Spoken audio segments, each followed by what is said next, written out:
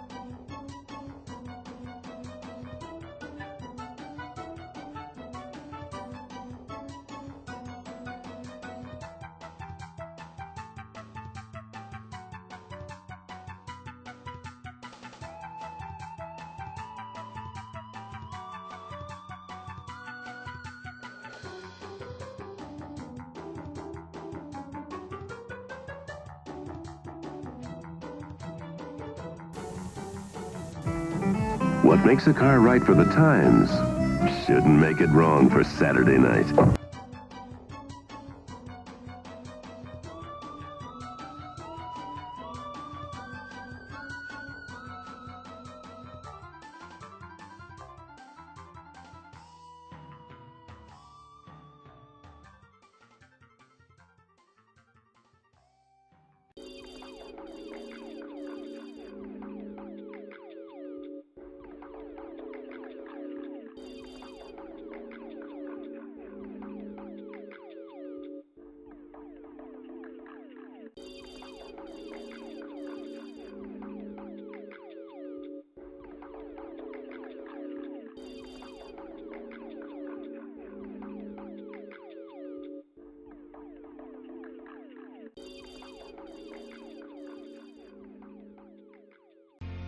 Coldplay, The Scientist.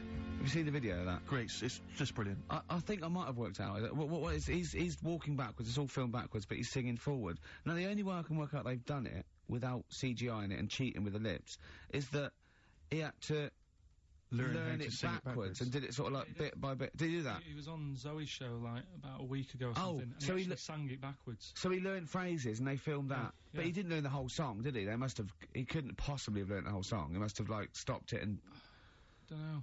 It's a great video, though. They always do a good video. No, it's very good indeed. So it was, yeah, The Scientist on XFM 104.9. I'm Ricky Gervais, with me, Steve Merchant and Carl Pilkington. I had a bit of good news this morning. Go Rick. I was on the tube coming down, and I don't want to sound arrogant, I don't want to sound pushy, but I was at Green Park, and I'm fairly certain, Rick, it's not 100% corroborated, I'm fairly certain that a woman pinched my arse. So what do you think of that? Yes. There's a lot of pickpockets around Green Park, so be careful. No. My wallet was still there. Really? But even if it wasn't, you know, that would have been money well spent. But but the wallet was still there. So what do you think of them apples? Eh? So what did she just pinch your arse? I can't confirm it at this stage, exactly what happened, but it certainly felt like a pinch. I looked round, there was a woman behind me. Right. She was fairly old. I think she's probably in her mid-30s. Right. Kind of reddish hair. Right. I don't know if she's listening. Right. But she knows where I am. And so I don't know how to proceed, really, Rick. I don't know if it's worth putting up some posters around the Green Park area. Well, what you could just do... to try and corroborate it. If you saw a woman pinch the lanky guy's arse, no, please get in touch. You could probably get in contact with British Rail and go back over their CCTV CCTV cameras, yeah. And then they could probably zoom in and, you know, sort of identifying sort of birthmarks, or she might have been holding something. Then I could hire a private eye. Yeah. Again, money well spent. Well, so there you go. You know, I'm just saying maybe maybe things are looking up. Things it's getting towards Christmas. The worm has turned. I mean, you know, it's a little sexy story to get the show going. It is but very what do you make of that then, Carl? What do you think of that, you're Carl? quite damning. What's your answer? Well, I mean, you're quite a tall fella. Sure. So she must have really wanted to sort of reach up and have a pinch. Mm. You know well, you think she was a dwarf? She did it with her teeth. He didn't say she was a dwarf. No, but Steve's taller than, you know, his arse. Yeah, but his arse isn't 6'9", is it? His arse is about 3 foot off the floor. 4 foot? What? 4 foot off the floor? No, I don't think so. About 3. She'd have to be a midget to have to reach up to pinch Steve's arse. He is very tall, but... I don't know what your point is there, Carl. You're just trying to, you're just, I think maybe just a little bit jealous. Just a little bit of jealousy. Well, do you know what happened to me on the way in? Go on. A homeless person called me a dickhead. How did he know? Do you know him? Is that why? He's like the local big issue fella. Oh, yeah. Yeah. And he knows me, he sees me walking up and down the street. Oh, that's how he knew you. Right. So, normally I have a bit of a chat with him and that. And I walk past him. And, you know, I can be a little bit cheeky with him, because I've been cheeky with him in the past with stuff. You pinched his arse? No, just, you know, saying stuff like, God, you're always there, I mean, you got home to go to, and stuff like that. Yeah, no, just breaking the ice, go on. He knows, and he'd laughed at that, right, last time, so I thought I can be a bit cheeky, right? So he goes, do you want a big issue? I said, no. He said, come on, I've got loads of them, right? So I sort of said, when I was a kid, and I used to do a free paper around the free papers one, I said, just put them in the bin and go home, right? And he went, yeah, but how am I going to get any money doing that, you dickhead? You see, I can see his point. He is homeless and having to sell newspapers to get 50p or a quid or whatever. Yeah, and sometimes I treat him, right? And today I didn't have any money. I had a takeaway last night, and I normally give them a quid, and I felt bad not being able to do that because I didn't have any money on me last night. Right. I couldn't look him in the eye. Did you explain this to the homeless person, the traumas of the takeaway without the tip? Did you explain that, you know, you've had it hard as well? I go, look, you don't know I had food delivered to my warm flat. Yeah, it was a nightmare. You don't know what that's like. You don't know what the trauma is because you can't have food delivered to your flat because you haven't got one. So please don't look at me like that. You should have said. But most people ignore him. At least I gave him a bit of acknowledgement and sort of... took the mic. Yeah. I didn't think I was. I just was being friendly. Yeah. No, I know. You got to be careful with the homeless because this is true, and this is you know when the clocks went back recently, Yeah. so you got an extra hour in bed. Yeah. And I was at Cash Point with a friend of mine, and there was a homeless person sat by the Cash Point, and you know, we would get some money out, and she said spare some change, and my friend sort of, he's a bit awkward. He just trying to make conversation with her. He went, "Oh, clocks go back, extra hour in bed." Oh no. I gave her 2 quid. I felt so bad. He didn't do it intentionally. He didn't realise what he'd said. Just making conversation. Bumbling. It's tricky making conversation with the homeless because there's so many areas you've got to avoid. You know, what was on the telly. Yeah. You know. Although I get recognised by homeless people and think, I don't know where... Well, you've got to remember that's very much your demographic, Rick. Yeah. You know, Dixon's people window. who watch TV through the window of Dixon's. In Dixon's, yeah, there was a... Ricky Gervais as well. Yeah. Pop the Well, telly on. they can smell the alcohol on you. They think you're one of them. Oh, I've had to cut down on that. I've been really good with this training thing. The boxing. Play a record and I'll tell you about that. I had my first week of training. I'm in trouble. I'm struggling. What do you want to play? Oh, we've got a bit of, have we? Stone Roses, classic. Feeder, come back around. XFM 104.9. Ricky Gervais, Steve Merchant, Carl Pilkington. Alright? Yeah, so I had my first week of training for this, charity boxing. For those people who don't know, I'm fighting Grant Bovey, Anthea Turner's husband. It sounds arbitrary, but it's actually because he's, at 41 and about my weight, a bit taller, I think. But, and we've never done it before, but, no, it'd be fun. Battling someone for charity. Yes. No, but, it's, and I can't believe my luck, because I've been a fight fan for like 30 years, and they took me shopping, they bought me all the gear, and, the training's great. It's really hard. I mean, I imagine it'd be really hard, and it's probably slightly harder than I imagined. And the only bit I like, so I don't like all the exercise and all the stuff you've got to do. I like the bits that look a bit like something I've seen in a Rocky film. Right, sure. You know, we did that thing with the string along the ring and I have to pop up and punch and that. Right. That was great. Right, nice. Skipping's not bad. I'm trying to get good at that. I like that ball that you go... Yeah. Are you any good at that? Is that... I'm getting good at it. And what's that teaching you, that particular thing? It's just the rhythm, is it? It's rhythm, and of course your arms are up for that long, so you've got to keep your guard up all the time. Yeah. So that teaches you to keep your arms up. And you were up at 6 this morning, you broke some raw eggs into a cup and then you ran up the steps of the town hall, didn't you? I know. With loads of people following me, and I shouted, Bovey! at the top. No, I'm not going mad. Just, you know, once every other day. But I'm struggling now. I woke up today and it's like I'd been hit by a car. Yeah. Just everything aches, so the muscles you haven't used. But, anyway, I had a meeting, the first time with the people, the program makers, because they're following me for a month and everything, and Grant as well. And they said, you need a sort of nickname, just for a laugh. And I went, what's Grant using? They said, I think he's going to use Gorgeous Grant Bovey, or Grant. I went, I don't know, so I better go against that. What about, Ricky Jippo Gervais? Yeah. Right? Yeah. And, yeah, so, anyway, I had a meeting with Frank Maloney, meeting the next day, and, it's sort of, you know, you've got to do this nickname, and the bloke said, I checked out that name, you can't call yourself Jippo. I went, well, of course I can't, I was joking. He went, well, I said, well, it's racist, I was joking, I was making a joke about me, and he went, I don't know. And then, I went down to get the, buy all the gear from this shop. They'd have the dressing gown made? Yeah. And I was picking all the stuff, I was going, oh, look, that's like Nas wore. Oh, look, that's like Ali wore in the... And I'm going, I'll have that, picking all the gear and everything. And, there was a couple of boxers down there, sort of like looking at me, thinking, who's that fat bloke taking up boxing at 40? And, I said who I was, and the bloke went, oh yeah, how you doing? I went, oh yes, how long have you been in the game? He said, I've been boxing 20 years. So how many fights you had? He said, about 40. I said, oh yeah, help me, I've got to think of a nickname. And I thought, Ricky Balboa Gervais. He went, right. I went, or Ricky Marciano Gervais. He looked at me and went, what about Ricky Martin?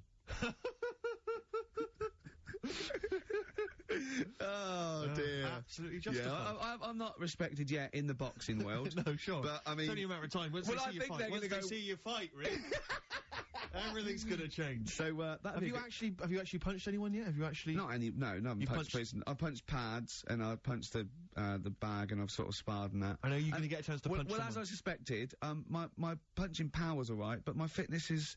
I mean, it felt like I was smoking. Yeah. You know, but there's bits of lung that haven't had oxygen in them for 20 years. Yeah. And it's ridiculous. And also because. It's not only it's being filmed, but there's other fighters there that are ridiculous. They're like machines, right?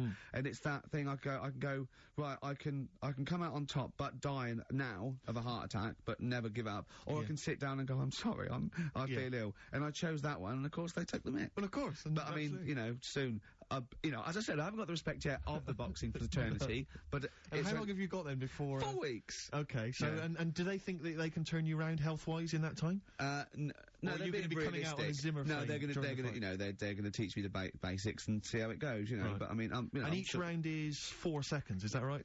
yeah, 2 4-second Yeah, rounds. with a Yeah. 2-hour break in between each one. A sit-down meal. So give the number. I want serious suggestions of my fighting name. Nothing insulting. Something we can actually use. Well, let's give out on the email. BBC. That's always the easiest. Yeah, exactly, yeah. Ricky.gervais@xfm.co.uk. What's the number, Carl? 08700 800 1234. And it doesn't have to be in the middle. It could be at the beginning, like the Rage. Okay, Ricky the Rage. Ricky the Gervais. Tits. Sure.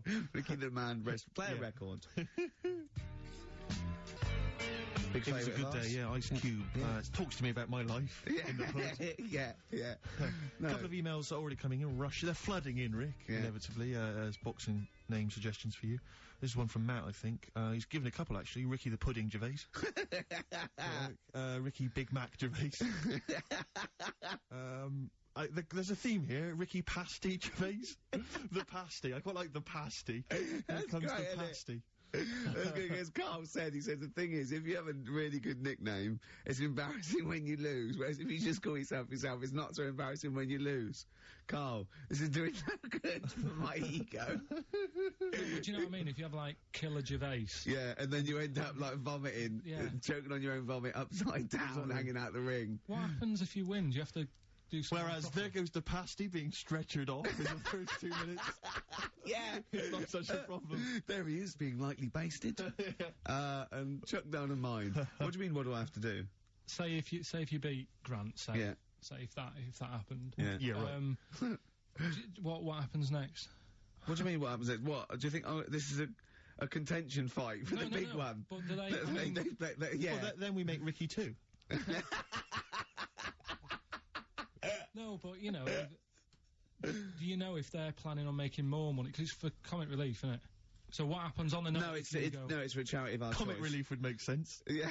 Well, Yeah. Whatever, right? Yeah, Is it was what last time. I think it was last time. Is it sport relief? It's not sports It was relief. last time, Oh, right. yeah, but I think this is a programme where And how do you make money for charity from this? Do we pay to sort of, for how many punches to the head you're going to take? Or No, I just how think... long you're going to last? I assume the BBC donate money, or someone, or a sponsor or whatever, so I don't know, just Right. donate, because it's actually a programme. This is more about a programme with a charity angle.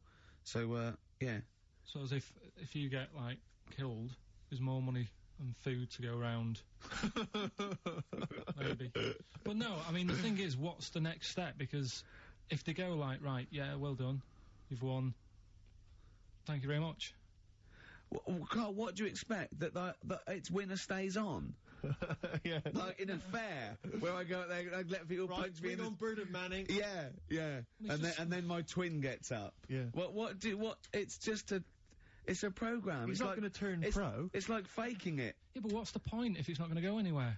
Well, look, A proper Sorry, boxer. him fighting Grant Bovey in a ring is not entertainment enough. yeah, what's the matter with you, Carl? Man's going to get his face pummeled in. That's going to be No, but, hilarious. right, when I did boxing at the youth club, Once, when he did boxing, he fought once, he fought a little weak kid, because it was his first day, battered him. Next week, it was someone else's turn, and he got battered and he left. yeah, I said, right, I've had enough. But there was Yeah. there was a ladder there that I had to work, right? And I decided after the sort of the first step, I thought, it's not for me, this. Yeah. But if you win, it's all kind of like, right, well...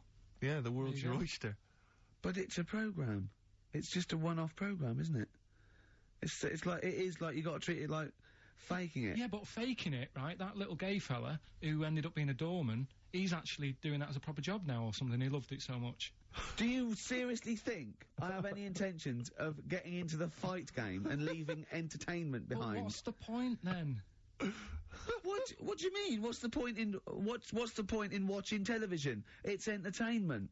Or educational. I watch it to sort of soak in information. Well, this is educational. I'm learning a lot. I'm actually learning a lot, and I can't believe my luck. I've got professionals telling me, you know, hopefully how to lose weight and punch hard. That's just fun. It's like having golf lessons. Right, but say, I mean, here's an example. Go on. It's a nice way to plug it. We've got Rockbusters coming up in about 10 minutes or something, right? Now, Look forward to that. people email in, and they don't just do it for fun. They do it because they know they've got some good prizes lined up. Right. So they're doing it because it gets them something. Yeah, my prize is that I've learnt something in life. I've gone through an experience, and hopefully I'll come out in some way better if I don't get mashed. That's it. That's the prize. That's why we do anything, isn't it? I think this is example of you, Carl, is that you give up too easy. Yeah, you know, and you took up the boxing, you gave that up straight away. You think there's no point in anything? I did Crusaders for I think I lasted that out for about 4 weeks. What's Crusaders? Well, it was my mate, right? He was religious. Uh-huh. And I'm not really.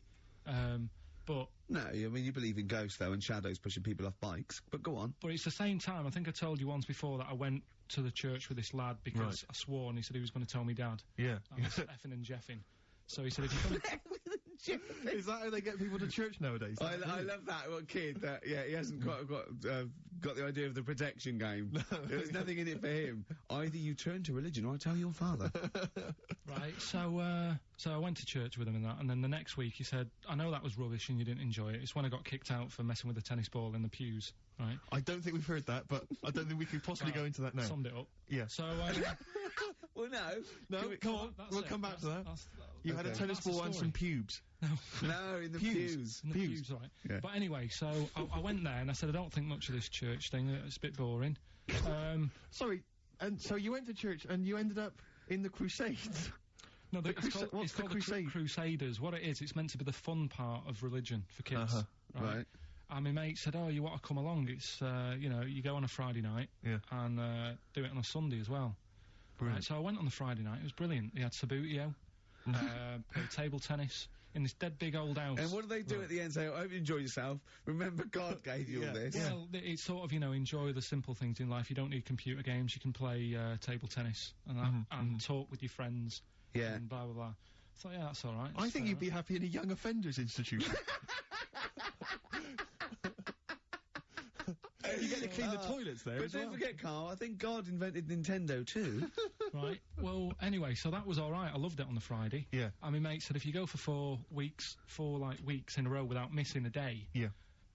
you get a free badge. And, I was And like, salvation. Oh, I don't like all this sort of being stuck in stuff. Do you know what I mean? That's Yeah. what made me Yeah, head in don't about get school. tied down. Do Yeah. you know what I mean? It's like, every day. Yeah. Right, so, anyway, so you've got to come again on Sunday, so I thought, well, we'll have another game of table tennis, it'll be alright. Yeah. So anyway, I go on the Sunday. Who was this? Who was this servant of God? Right. I go on the Sunday, it's like a totally different club. There's no table tennis, That's how they trick you. no Sabutio. Yeah. They start handing out Bibles. Oh. and It's I like a s- I was timeshare like, thing. Hang on a minute, right? They trick you. So I didn't go again on Sundays. I used to Clever. just go on the Friday. Just go on the Friday. Brilliant. Brilliant. I'm amazed no one else saw through that. Well, the thing is, there used to be loads there on the Friday, so I bet I there thought were. they won't even notice if that Yeah. I'm not, like, Yeah, do you sure. know what I mean? That I'm not showing up on a Sunday. So anyway, carried on. It was Just brilliant, this kid in the vicar? Oh, I love that. You got one over on the church. So Yeah. I was loving it, right? Playing table tennis and that. Yeah, and no then way. on a Sunday, they found out where I live, and the head fella started coming round, knocking on the door. God. He's everywhere, Rick. Why did he knock? The fella, who- Politeness. the fella who like ran the club, he started coming round, knocking on the door. And I saw him coming up the path, and I said to my mum, "Oh, it's the fella from the Crusaders." Yeah. She didn't even know what I was. No. in. She was thought like, you were "What off are nicking talking hubcaps about?" and stealing cars. She Yeah, didn't yeah. have a clue what I was talking about. You've been going to You church. went to church? I don't You believe it. little That's bleeder. not how we brought you up. So I said, "Look, just tell him I'm not in. Tell him I'm not in." And she had to keep doing this, and they were coming round to try and make me, like, go on a Sunday. It was really important that I went and that I was abusing the system and all this. Anyway, I didn't go. And then... Why didn't they just tell you on next time we turned up on a Friday? Yeah. No, well, because there was so many people there on a Friday, you just get mixed in the crowd. Yeah. Right? It was jammed. It was well popular on a Friday. Yeah. Yeah. Right? But anyway, on one of the Sundays, it was quiet for a bit, and they stopped coming round. So I thought, right, I can go out again, right, on a Sunday, because I used to avoid hanging around the house in case... What sort of reign of terror is this? Incredible. Right. So I thought, It's right, like the Spanish Inquisition. so I thought, great, they forgot about me. Yeah. Everything, I can carry on in sort of normal life now. Yeah. And I was playing out in the avenue. Fella comes round, Oh. and he goes, there you are. You know, you're always busy on a Sunday. You enjoy Fridays and that, don't you? I was like, yeah. He goes, well, come on, you've got to come with me. And I couldn't get out of it. No. You know what I mean? It's like, what could I say? Charlie says. Right? Yeah. So, anyway, he nearly killed me in a car crash. So that was the excuse I used next time. He had a Mini, right? And he was driving us there, and he hit the curb, nearly sort of turned over the Mini. Right? There was like 3 of us in the back. So I said... Is that a record? So next time, Or was it a joke? Next time he came round to pick us up, I said, look, really enjoyed it and that. I said, but ever since that journey, I really, you know, I don't want to get in the car with you again, because it scared me a bit. And I said, all right then, I didn't have to go again. That's all right, isn't it? That's extraordinary. Yeah. He almost killed you in a car It's a crash. parable. Thank God no one was hurt. Yeah. I remember that... Your life moves in incredible ways. Yeah. Rather like God. Yeah. So, So there you go. they're probably round there now, aren't they? Going, is he coming Is he tomorrow?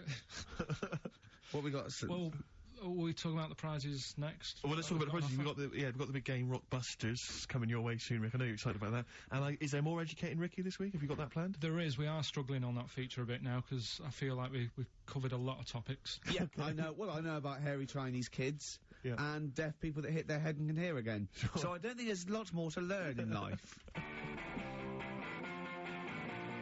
And the amazing Carl Pilkington. Right, prizes. List them. Rockbusters. Yeah. It's one of the big exciting quiz shows, and this may be one of your last chances to play. There's rumours that it's going to get ditched, Rick. Rumours that Carl Pilkington, the creator and mastermind behind it, has already grown tired of it. It's off and the way. You heard them earlier on, the very best of the Stone Roses from that. We played I Want to Be Adored. That's one of the prizes. That's a nice little Christmas compilation. Second hand now then, really, isn't it? Second hand, yeah. 50 years of the greatest hit singles. I'll tell you there's some great stuff on here. Oh, Opens, Rick, with Bohemian Rhapsody. One of the biggest number ones of all time. If you've not heard that enough already, you're followed then by John Lennon's Imagine, Candle in the Wind, Elton John. You've got all on sorts one there. CD, Stephen. Well, These are some of the greatest rock minds. They've chosen some of the best songs by some of the best artists. Go on. Paul McCartney's Mull of Kintyre. That's on there. We've got, let me see. Culture That is pretty impressive, though, because they are real big classic number ones, as opposed to, you know, the song by the artist they didn't really care about. You see those things on, this is not available in the shops, and it's, you know, the second best song artists have done. It seems odd that we're giving it away on XFM, because it includes Robbie Williams' Angels, Atomic Kitten's Whole Again, Spice Girls Wannabe, Kylie Minogue's Can't Get You Out of the Head, and I think it closes, well, it almost closes with Steps Tragedy. That's the penultimate track. It ends, though, any ideas? It's a big, big hit single. But Did they know it's Christmas, Band-Aid? Perfect for your Christmas party, I'd have thought that. Sure. We've also got the Groove Armada current album, is that from there? Yeah. And signed by the man himself, the Big Beach Boutique DVD, Fatboy Slim's concert on that Brighton beach. And there's all kinds of treats on there. And includes an audio commentary by Norman Cook. I don't know how that works. 3 hours of him going, this is where the needle almost jumps. Watch us for this. I did a little bit of scratching. I'm not very good at scratching, but just look forward to that. I'm putting a different track. You'll see me there. Yeah. There's the crowd loving it. Here's me. I'm just waiting. This is where I go from Conga Squad to Basement Jacks. Yeah. Look forward to that. That's one of mine. I'll pop on what you see there. I've got Praise You ready. Yeah, I just got that was slightly dusty. I just had to wipe that down with a damp rag. Yeah. So we look forward to that. Plus, I suppose this is good if you're a fan. This is a box set of the first series of Linda Green. I think a new series starts this week or has already started. I'll tell you what I found while I was clearing up, Rick, because I know there's not a big movie this week. We normally give away a big movie. I was moving house this week and I found a video that you're more than welcome to if you're a fan. Burt Reynolds? No, it stars Kurt Russell. Executive Decision. I've got that to give away if you're interested. Executive Decision with Steven Seagal in a cameo as well. So I think it's on TV this week, Rick. So if you miss it this coming Friday, 5? You don't tape it this Friday. Well, here it is on video. Bring it in, because I think Carl's excited about that. I think Carl would like to win that, wouldn't you? Great prizes there. How about if you come up with an extra Rockbusters today? for the bonus prize. I don't think I'm the man for the job, Carl. I think it has to come from your unique take on the world. Carl, I don't think you've quite worked out why you're funny. And why things you do are good. Go on then. Right, you ready then? So, just in case you haven't heard it before, I'll give you some initials of a band or an artist. We're not doing Rockbusters now, are we? Yeah, I thought, well, we've just... Oh, no, we keep that going, then we've got... Well, I love Educating Ricky, that's my favourite thing now. Well, what do you want to do, Steve? I mean, let's hear the clues. It's just like it's sort of bigged up the prizes. And so this is only by email. Give the email address out now for people to write it down now, Carl. Right, it's ricky.gervais@xfm.co.uk. ricky.gervais@xfm.co.uk. Only entries on email. Yeah. You're going to get 3 clues. You've got to get them all right. And you win all the You stuff. win all those prizes we just said. Okay, Carl, go on then. Right, and just a quick example, one of the first ones we did, it was like AK, and the clue was exploding pet, Yeah. and it was atomic kitten, right? Yeah. So you understand how it works now. These are your clues. The first one, that army has got some nice trenches. That army has got some nice trenches. Excellent. Yeah. And the initials there are DW. Do you write some of the questions for 15 to 1? Go on. So that army has got some similar nice phrasing. trenches, okay. Okay. The second one, What were the initials there, Carl, on that person? DW. DW. Yeah. Right, the second one, the top of them curtains are all wrecked. All the materials all worn. He acts it out, though. We've got to get him on telly. We have got to get him on telly, because his little face and his gestures... That's the second one, the initials being HV, okay? The top of those curtains are wrecked. All the materials all worn out, right? HV. And the final one, here's the final clue. I was in Texas the other week, right? I tripped and landed on my knees in a puddle. What's The initials? WH for that one. So I was in Texas, I tripped up, landed on my knees in a puddle. So that's WH. Incredible. You've got it! Is it great? It's fantastic! It doesn't work! Okay, time of during the record, time of during the record. Remember, you're playing for these compilation albums. We've got the Fatboy Slim DVD, Linda Green on VHS, and of course, Executive Decision, starring Kurt Russell as well. Oh, God! Bob Dylan. Just Like a Woman on XFM 104.9. A couple more names, boxing nicknames for you, Rick. I think this is from Josh. Ricky Blue Eyes, I quite like. And he's also put Toad Rage. which I quite like. I'll tell you, our number 1 fan has emailed again, I'm pleased to announce. Who? Richard Anderson, Dickie Anderson. He was in touch last week. Anders is back. He loves this show. He's such a fan of the show. And this week he's emailed in, what actually is the point of your show? Is it to confuse, irritate, depress, or what? All of those things, Dickie. Thanks for noticing. Oh, he loves this show. He's such a fan. He's such a fan. He's Because last week, you remember, Carl, he emailed in to say that he'd rather spend his time counting his feet than listen to this show. Presumably he's done that. Yeah. And he's decided to email in. I wonder how many feet. Incredible. Yeah. No, but he loves this show. Good, yeah. So, thanks, R.A. Thanks for listening. See you later. Missy Elliott. Work it on XFM 104.9. Ricky Gervais, Steve Merchant, Carl Pilkington. Educating Ricky? Yeah. Should I do a bit of that? Well, the clues are coming in furious. The answers, I should say. Yeah. So go on in. Oh, this is what. Yeah, Rockbusters is well underway, Carl. Don't worry, you've done your work there. Okay. Right, come on. Right, Educating Ricky. This is my favourite bit now. You're just going to tease us, aren't you, with 3 headlines, if you And I'm going to choose one, and then we've got the other 2 as well. Yeah, that's the way it works, and at the end of it, you learn some stuff. Like I say, I'm struggling a bit with knowledge. Yeah. At last he confesses. Yeah, go on. So the 3 headlines for you to pick from, we've got, first one, we'll have a big fire tomorrow. I got a feeling there's some vegetables involved. Go on. Maybe. Second one, he's a bit of a nuisance. Okay. Right. And third one, I'll bacon in the morning if you're sick of having me here. Oh, that one. I'll bacon in the morning if you're sick of having me. Right, I'm having that one. That's brilliant. Right, well, it's a saying. Do you know cold shoulder? Giving someone the cold shoulder? Yeah. Right, if you have someone round at your house and, you know, you try to get rid of them and they're hanging around and stuff and you're like, oh, I wish they'd go, I'm tired and that. Well, years ago... when? Literally years ago. Well, ages ago. sort of, Olden times. I think it said medieval times. Yonks ago then, yonks ago. Yeah, medieval, yeah. We're going back quite a bit on this Well, one. you know when you find out these books, why don't you just pop down when it was? Just make a note. I don't think it says all the time. It just sort of says, you know, a few years back. Yeah. No, it doesn't. Well, Never. All right, I'll make an effort next week. Okay. Right? So, it's annoying that, because my girlfriend said to me, just make a note at the time and he'll stop having a go at you. Yeah. Yeah? And I kind of thought, it's all right. Didn't listen? I don't think it matters anyway in this one. We're looking at the saying, right? So Yeah. it's giving someone a cold shoulder, right? And what it is, right, ages ago, there wasn't enough houses for people. Right. Because there wasn't much money being made. You know, there weren't big businesses. People weren't earning good money like they are now. So there wasn't as many houses, right? So what you ended up getting is like, you know, the rich people having a nice place to live. Oh. And the poor people were like wandering about, you know, looking for places to live and that. And what they ended up doing is, they had like, people would go around to the mate's house and say, look, I haven't got anywhere to live. It's a bit cold. Can you let me stay? Right? So they'd go, oh, all right, then you can stay a couple of days. But they ended up staying for like weeks. Yeah. Right?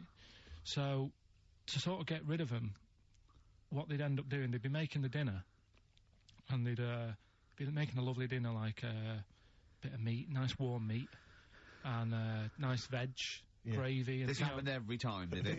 It This is where the saying came Is this from. what happened, Rick? This what is happened. happened every time. It was in that vague book. the book of vague sayings and stuff.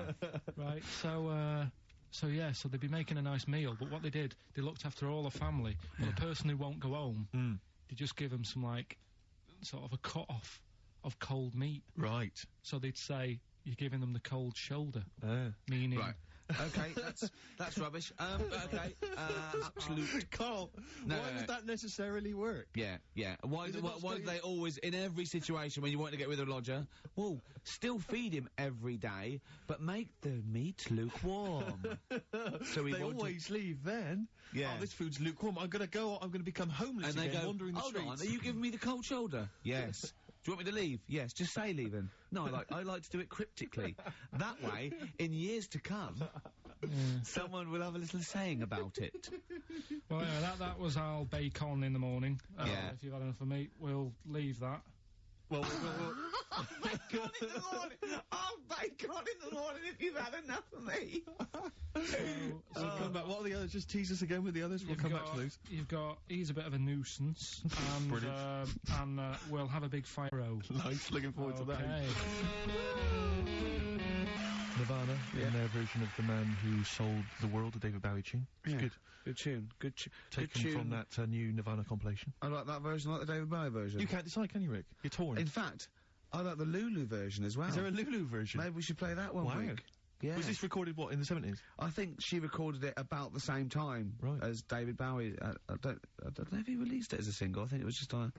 Yeah. So off the album. Interesting knowledge. Carl is studying. Okay. What's the next one? What's the educating Well, Ricky? I don't know.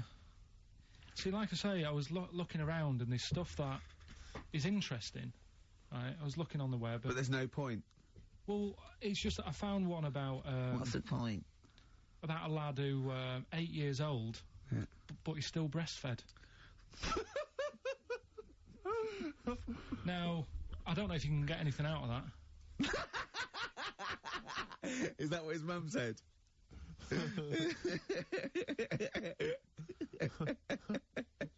So, What do you mean? I don't know if I can get anything out of that. You don't need to. No, it's just that, you know... Where did you read that? That was on the internet.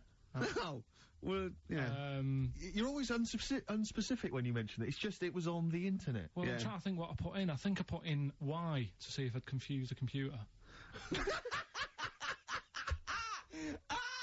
And then- Carl, you are... No, I did No, honestly. I did a search, put in why, and it came up with funny things that, like, why is this person doing that? Why is that?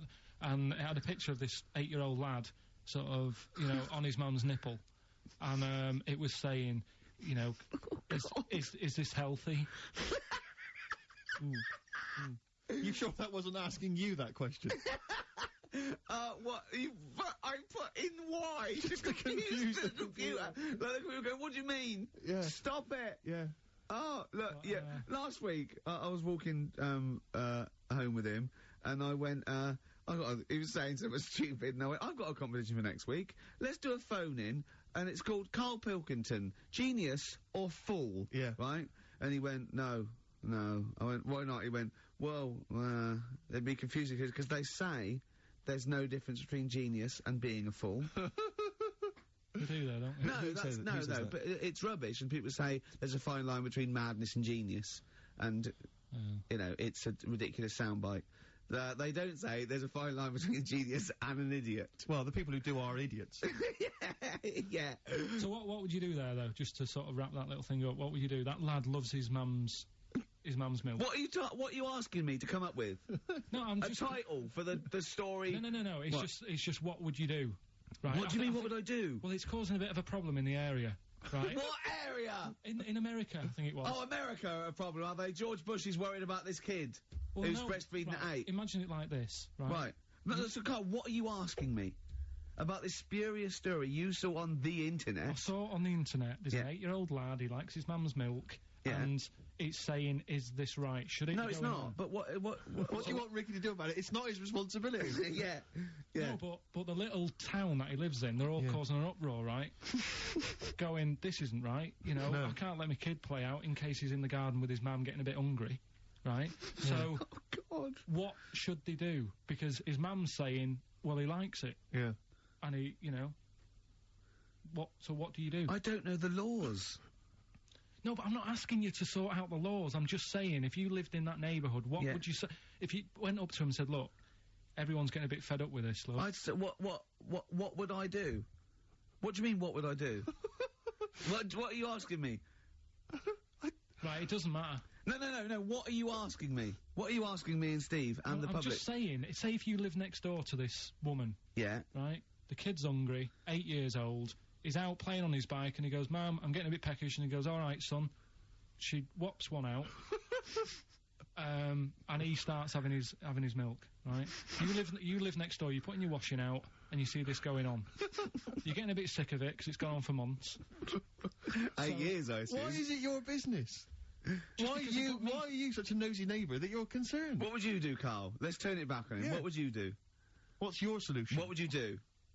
Well, I thought I'd say, right, why are you doing this? And she'd say, because he likes it. And I go, all right then, put it in a bowl first. And you think that would sort that out? No, because I was thinking about the whole thing, right, and you do that when you're a baby, and everything's all right, innit? Yeah. No one bats an eyelid at a little baby having a bit of milk from its mum's breast, right? Yeah. You'd almost say it was natural. But you grow out of it. It's like, you don't see. It got me thinking about things you don't see. And you don't see... Did you put this into a computer? Show me things you don't see. What else don't you see? Well, you don't see, like, an old man having a Twix. You never... So what... You know the terrible thing about all this, Steve, is he's right. You don't see an old man eating a Twix. That's a terrible thing. So what they have got, right, they've made old man toffees, haven't they? They've come up with Werther's. Is that a song? Oh, God. You don't see it. No, listen now. So they've got their Werther's, right? Yeah. So look at him. You think he's giving a lecture at Oxford? It's not going anywhere. No, go on, sorry. Go on. I'm just saying... Right. You grow out of things. Yeah. And the old man, I'm sure when he was a kid, he'd have a Twix. Yeah. But now it doesn't look right, so he's having... It doesn't look right! So... Right. I don't think Werther's originals were specially designed for old people. I think they were sweets that just happened to have been made for years. That's why old people eat them. Yeah. They didn't go, hang on, there's a market here. I've noticed old people aren't eating Twixes. Quick, let's make some old man sweets. But the little advert, he gives it to his grandson as well, doesn't he? He goes, I have a Werther's original.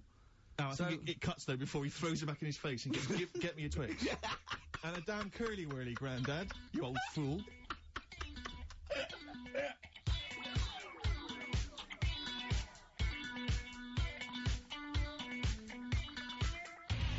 Electric Six, Danger, High Voltage on XFM, 104.9. Sums up the show. Danger, High Voltage. Indeed. Ricky Gervais with me, Steve Merchant, and the amazing Carl Pilkington. So, other things you don't see, Carl? Got any other ones, or you obviously been thinking about this? What confuses you? When you look out your window, what confuses you with the world? What do you walk around going, oh, that's a bit weird? I remember, when you were in, Edinburgh, you were confused because you saw someone putting a parking ticket on some rubbish, which confused you. Yeah, that was weird. Yeah. The world's a crazy place, isn't Sure. it? I mean, whatever you look at, you can... Do you know what I mean? Like what? Like what? Well, anything. I mean, you could look out the window there and you'll see something, you go, why are they doing that? Yeah. What are they doing that for? Yeah. I'll tell you this, maybe we should bring back White Van Carl. There's some interesting questions this week, Rick. Yeah.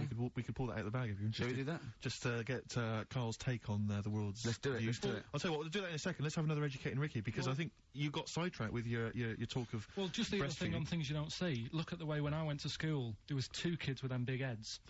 Now, You don't never see them. Sure. Yeah, but no one else saw them anyway, Carl. It was only you that saw 2 of them, not related, and wouldn't hang around with each other because you think they thought it would be too obvious. Webbed fingers and big heads. That's amazing. And there was a kid with a pigeon chest. So, Oh yeah, and the lady with the head like a bag of spuds. Let's not yeah, go don't through these wanna again. go It just through that. raises too many questions that can't be answered. Yeah. right then. So, we've got, we'll have a big fire tomorrow. Yeah, go on. Is that the one you want? Let's Yeah. go for it. Right, I think this was like round the 1700s. Bluffing. And Just bluffing. Who was the king then? Dunno. Go on. But it's about the word bonfire, right? Bonfire. Bonfire. Yeah. Do you know where it comes from? No, go on. No. Right, what happened is it's got nothing to do with Guy Fawkes and that, which is what I thought when I saw it. It's got nothing to do with that. But ages ago, at 1700s, Yeah. right, they didn't have enough houses, like I mentioned. Okay. Yeah. So if that happens, you get people living on the streets. Uh-huh. You get Sure. diseases, people aren't cleaning properly. Mm. So you get more deaths. Mhm. All right? Yeah. So think about it. You've got all these dead bodies lying around. They're running out of space because there's like, I don't know why they're running out of space, but Okay. they haven't got much. I don't know why really. I was going to say they should have just buried them, but there's probably more land back then than now. Thinking about it.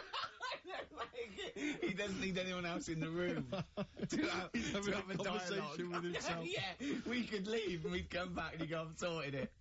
Yeah, But anyway, for some reason, They presumably, if it's going to be they burnt them, it's presumably to do that it also kills the parasite or whatever's carrying the parasite on them, as opposed to burying them and not killing the disease.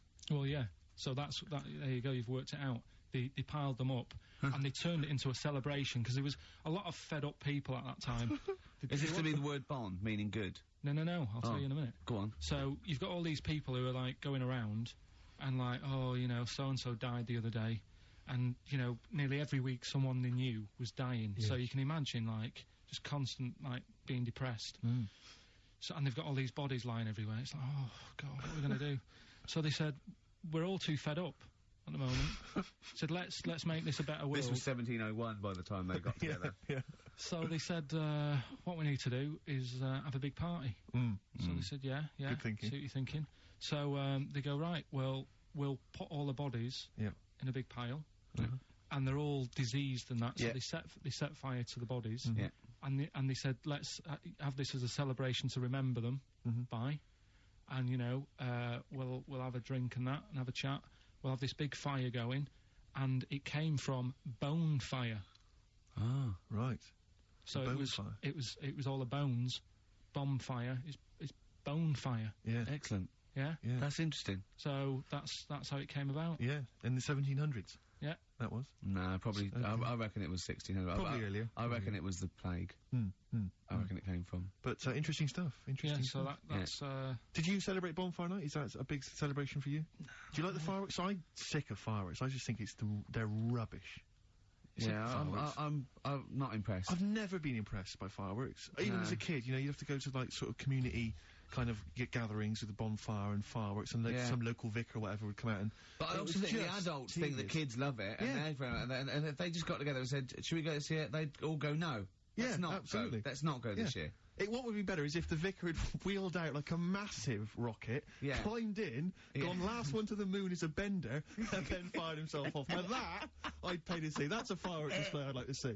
As it is, it's just rubbish. Oh dear. Yeah. Is that your feeling, Carl? Yeah, I'm not keen. No. Sorry, what clue was that? We'll have a big fire tomorrow. Bone marrow. Bone marrow. Genius. Let's play the record. Oh, God! Right, what's this? Go on. Go on, just get on with it, because I just can't believe what you just said. What are we doing? Are we, final one? Yeah. Right, the last one, like I said... No. Say the record. Say the record you played. Go on. This is, free association. Yeah, brilliant, right. Shadow Wood and Art. Yeah, and what did you just say to me just before this was ending? He just looked over at me and went, are there any animals without a brain? No, but hang on a minute. No, right. And I went, yeah, there's animals that are... He went, oh, sad. There's a lad born without a brain, and he laughs a lot, and his hearing and his sight's okay. I'll go, well, that's impossible. If he's without a brain, all that is impossible. And he went, well, it was in the magazine. No, it was in a book that somebody sent. Right. And I didn't want to bring it up, because it is a bit sad, really. That this, young lad, there's a picture of him sat there with his mum, and... What? Carl! Well, Carl! Forget it. It's impossible. Well, there must have been more to the story, He Carl. can't not have a brain. Hearing and sight is a concept within the brain. Yes, that's all it is, right? Yeah. The ears are just receptacles. They're just, So... But that's why it was in this book. It was a book of mysteries. Carl, if you're reading a book and you see a photo and you guess at what you think the story might be, that doesn't make it true. That doesn't make it fact. I looked at it because I thought he looks like an happy lad. Sure. And I read about it and I thought, that's weird. Like you've said, the fact that he hasn't got a brain but he can see and he can hear. No! Impossible! Well, impossible. Okay. Go on. I don't know who to believe. Listen, we haven't done it for a while. White Van Man. I thought there's some interesting questions raised today, and I think it might be nice to just throw them back. I think we set Carl up again in the last hour as a person that people want to know his opinions on the world. If you're not familiar with it, on Saturdays the Sun newspaper asks a typical white van driver questions his opinions on the week's news, and we thought we'd throw these in the direction of Carl. And then what do you make of this teenage thug, Carl, Mickey Carroll, who spent 4 months in jail and he's won 9.7 million on the lottery? Is that justice? When you think of all the good people that are going hungry, and there's a lad there and he's won. Did he buy the ticket before he went in? No, I think he bought it once he'd come out. So he's done his time. He's done his time. Fair enough then. He's been punished. Yeah. Right. He's bought a ticket. He's had a lot of bad luck. Mm-hmm. Now he's having a bit of good luck. Right, next one. Are you concerned that now he's got all that money he could turn into like a sort of mastermind villain? Like a James Bond style villain? He's got a criminal streak, we know that. Is that a concern for you? I mean, imagine that. He could build some kind of underwater fortress. We don't, with my lawyer's hat on, we don't know that. Yeah, well. Well, he'd have to prove that he didn't have a criminal streak. I'd say that you've been in jail for 4 months. Yeah, but sometimes people are bad because they haven't got any money, so he might be an angel of gold now. Yeah. 1 in 5 children aged between 11 and 16 go on booze binge sessions at least once a week. That's terrifying news, isn't it? Kids, they know too much now. Yeah. Compared to you, despair. No, right? Yeah. Listen to this one, right? Go on. My dad had me niece in the car, right, running her to school one day, and she was in the back of the car with a mate, and they chatting away about stuff like kids do. And they got onto the topic of one of the mates, who they said, I mean, you've got to remember, niece, this point was probably about 5 or 6, something like that, right? In the back of the car, talking about My Little Pony, whatever it is they play with. Subject changed. That Lisa in our class, she's a lesbian, isn't she? Right. That's what they were talking about. Yeah. Chatting away about it. Just openly talking about lesbianism. And probably, this is the topic that they're talking about in the pub when they're having out drinking. Yeah, but they might have thought a lesbian was a funny word or something. You don't necessarily know the ins and outs of it, do they? He's weird though, isn't it? Because when I was younger at school, you didn't you swore a little bit, but it wasn't like major swear words, and you sort of did a little bit of nicking, but nothing like they get up to now. I mean, my girlfriend, when she was about 7 or 8, just walked to school with her mum, and she called her a C-U-N. Right? You are Joe. No, she said, because she thought it was a big. She said she thought it was a big furry animal. So she was being nice. And where'd you hear that? Where'd you hear that? Like, just heard it at school. So they might, they might not know what it means. Well, I tell you, I'm gonna have to use kind of euphemisms here to tell this story, but when I was at school, I learned, the stronger version, it's not the same word, but it's very similar with one letter changed. I'm gonna use twit. Yeah. You know the word I'm thinking of? Yeah. But I'm gonna use the word twit to replace it, right? And I went round... You think they're twat? Yeah, all that's what I'm thinking of. And, so can I say it? Am I allowed to say it? No, it's weird, though, because some people from Cornwall use that like saying twit. So, if people listen in Cornwall... Do you know a twit is a pregnant goldfish? Well, I learned the stronger version of twit. Yeah. Twat. For those that aren't sure. I learned this at school when I was like 10 or whatever, and I didn't know what it meant. I thought it was just a stronger version of twit. Yeah. I thought it was just if you were really annoyed with someone because they were a real twit. Because I is worse than I. Exactly, apparently. So, Carl would be a twit.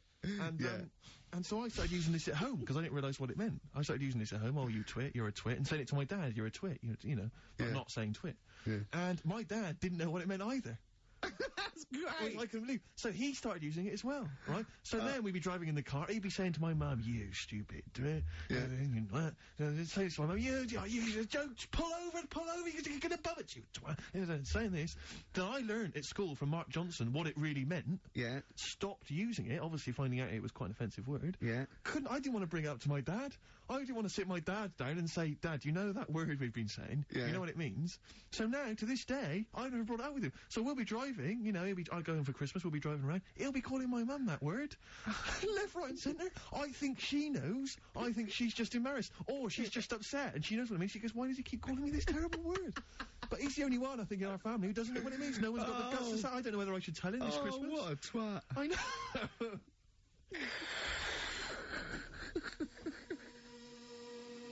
Good to hear that again. Always good to hear that. Suede. Animal Nitrate. Carl's all flustered because there isn't a record set up, and he's getting all tizzy. He's been more worried about his competitions than sorting out putting records on ready.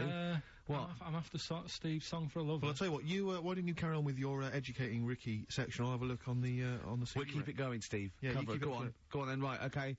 We've had a few emails. Anyone got it right, Carl?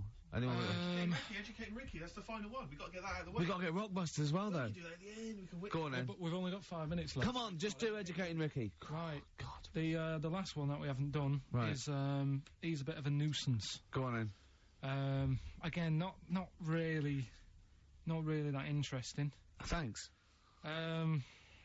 No, like, again, I spoke to you in the week, and I had much better things, like when I tell you about Brian Blessed climbing Everest, and for some reason it made him, it played havoc with his belly, and he followed through, and he had to clean up. Shut himself? Yeah, using ice and snow. Why are you telling me that Brian Blessed, in what way is telling me that Brian Blessed shit himself once in any way educational? Because I was saying how he was climbing Everest, right? Right. I give it to him, he's an actor and that, but he gave that a go. Yeah. Right, it played... What's the point of that, you'd say, wouldn't you? You'd say, God, he's he's so he's alright. Me doing a boxing match for no reason is rubbish, but him climbing Everest and shitting himself... Yeah, he did that. Is commendable. Right, and he's only gonna, go and do it again. He's gonna climb it again. Yeah, but he might not shit himself this time. Yeah, but what's the point in going? Nothing's changed up there. Yeah, good point. Yeah, What's it been? Well, it has. They've probably cleared it up by now.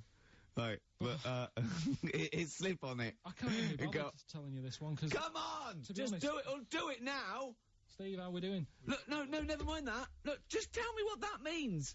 Oh, he's a nuisance. Oh, this is so annoying, Carl. I'm gonna go mental. Right, talk! Right, listen, I'm just putting this in here, right? Right, nuisance is a bit of a nuisance. Yeah. Apparently, the old fella who used to hang people... 1700s? Yeah. He used to be able to tell somebody's weight just by looking at them. Right? That's a bit of a bonus fact. We'll be the judge of that. The thing that I wanted to tell you is, money for old rope, do you know what I'm saying? I can't even be bothered. Yes, you're gonna tell me now. Come on, Carl. Right, I mean it. Basically, money for old rope came from the... right. What was all that about? He can tell someone's weight. What was the that bonus for? fact. And Blind Blessed shitting himself. What are you... What? No, tell me... that now. You nearly made me swear then. I'm getting really annoyed. I'm getting really annoyed now. Down with this back, Carl, or I'm going to go mental. Come on, Carl, time's running out. More that people, years ago, when people used to be hung, right? Right. If you didn't like the person who's been hung, you'd go, God, I really don't like him. And so you never forget the time. Because even if they're being hung, we take that as read. Yeah, right. yeah. Yeah. But, so they never forget afterwards to get the hangman to get the rope and to cut it up into little pieces, and he'd sell them. He'd sell the little pieces of rope to people. See, Carl, that's the most interesting thing, if it's true, that you've come up with. Right, okay. And so so they sell the rope? They sell the rope, and it's money for old rope. Money for old rope? Meaning, like, you know, God, it's easy to make money, that all they have to do is cut it up and sell it. I'm cynical. I'm not so convinced. Right, listen, we're really tight. We haven't even got time for a last track. We've got an ad break, and we've got to give out... Okay, give the answers then. This is ridiculous. So, Come Steve, on. do you want to pick a winner? I've got a winner when you give us the answers. Okay, so the first clue was that army has got some well nice trenches. Yeah. That was DW. Who's that? Dandy Warhols. That's brilliant. That's brilliant. All right. It's good, yeah. The second one, the top of them curtains are wrecked, all the material is worn. Yeah. HV, that's Holly Valance. Oh, he got a phone call for a woman saying I haven't heard it, and he was talking to her off air, and she went, what is it? So-and-so said, them's curtains. She went, oh, right. He said, you know the thing around the top of the curtain is a palmet, not a valance, and he went, cut her off. Yeah, but my auntie's always making balances on everything. I'll tell you about that next week, right? I'm looking forward to that. Right. Is this the one that farted for 5 minutes? Yeah, the very same. Yeah. Right? So, we'll talk about that. I was in Texas, I tripped up, I landed on my knees in a puddle, WH, Yeah. wet knee Houston, right? Wet knee Houston. Yeah. So, You're a maniac. So, who's a winner? We've got Pete, Catherine and Laura in Newcastle upon Tyne. They're listening online, I assume, and they're going to get Digital. those great prizes. And remember, they've got loads of stuff. They've got the DVD here, they've got Linda Green, they've got Stone Roses, they've got another compilation, and Executive Decision. What did you read about Brian Blessed? Is it actually true, or have you lied with No, someone else? it was an interview with him in it. And what did he say? Oh, Come on, what did he say? He said I climbed Everest and I played havoc with me belly. Let's talk about it next week. We've really run out now. Oh, you're a fool.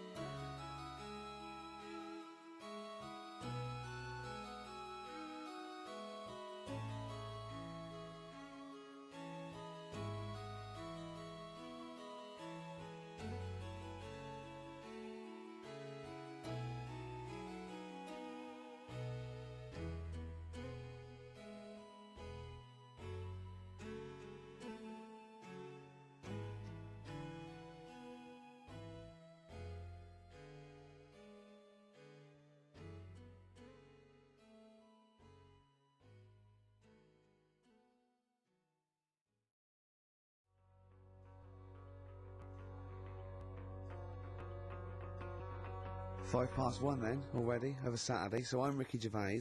That was Placebo, yeah, with special needs, which brings me to my next point. With me, Carl Pilkington. Carl Pilkington, there he is. Steve Merchant, 104.9. That's it. We're back then.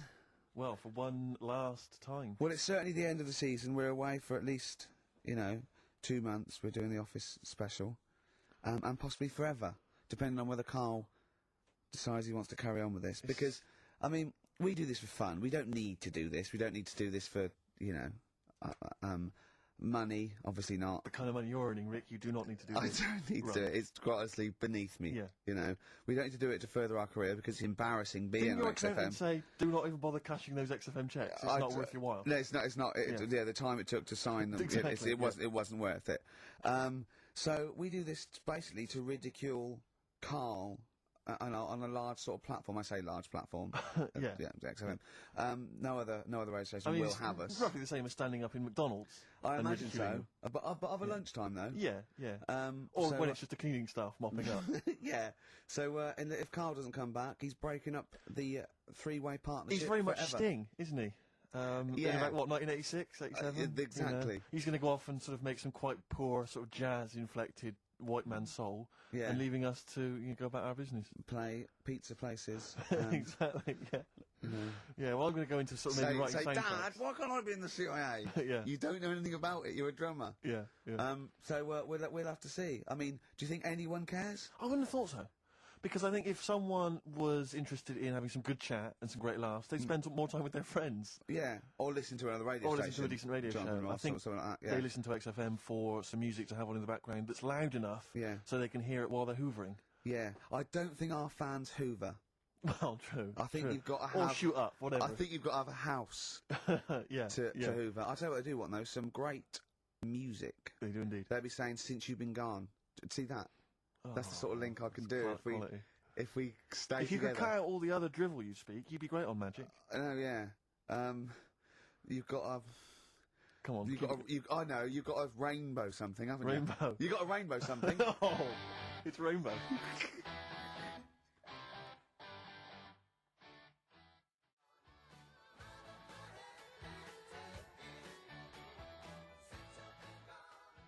Well, I mean, for a last show, that song had everything.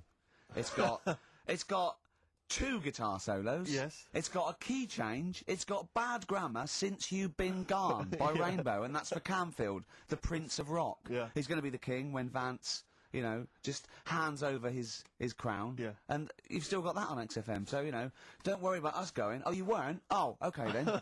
No one cares. No one cares. This is our last show. Let's make it a good one. Let me give out the email address, because I imagine there's going to be a flood of emails Saying, demanding please, Carl, keep the team together. Yes, it's jono.coleman. Coleman's not a team. He's just a big lad. Yeah. Right, come on.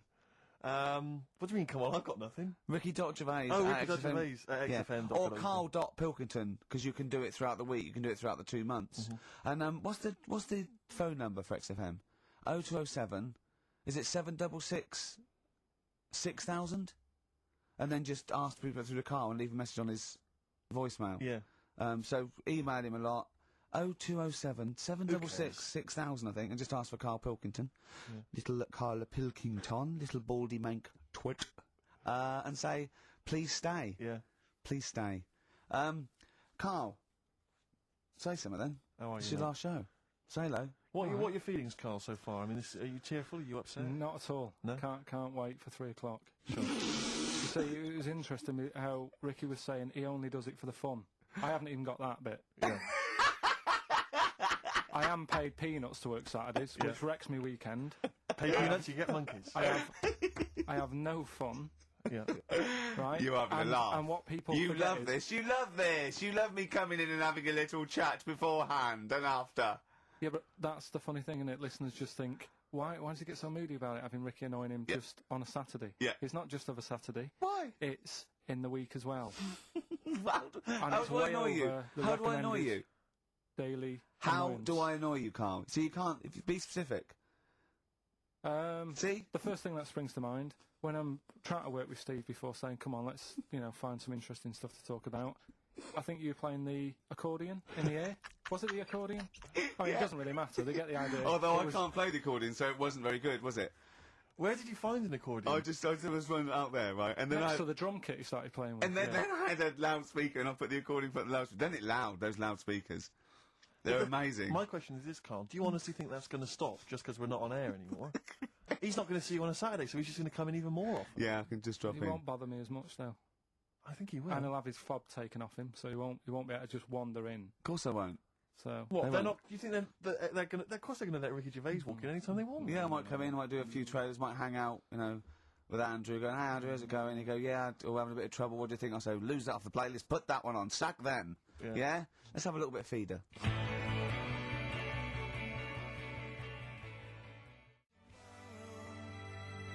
Feeder. Forget about tomorrow. At least we're here today, Steve.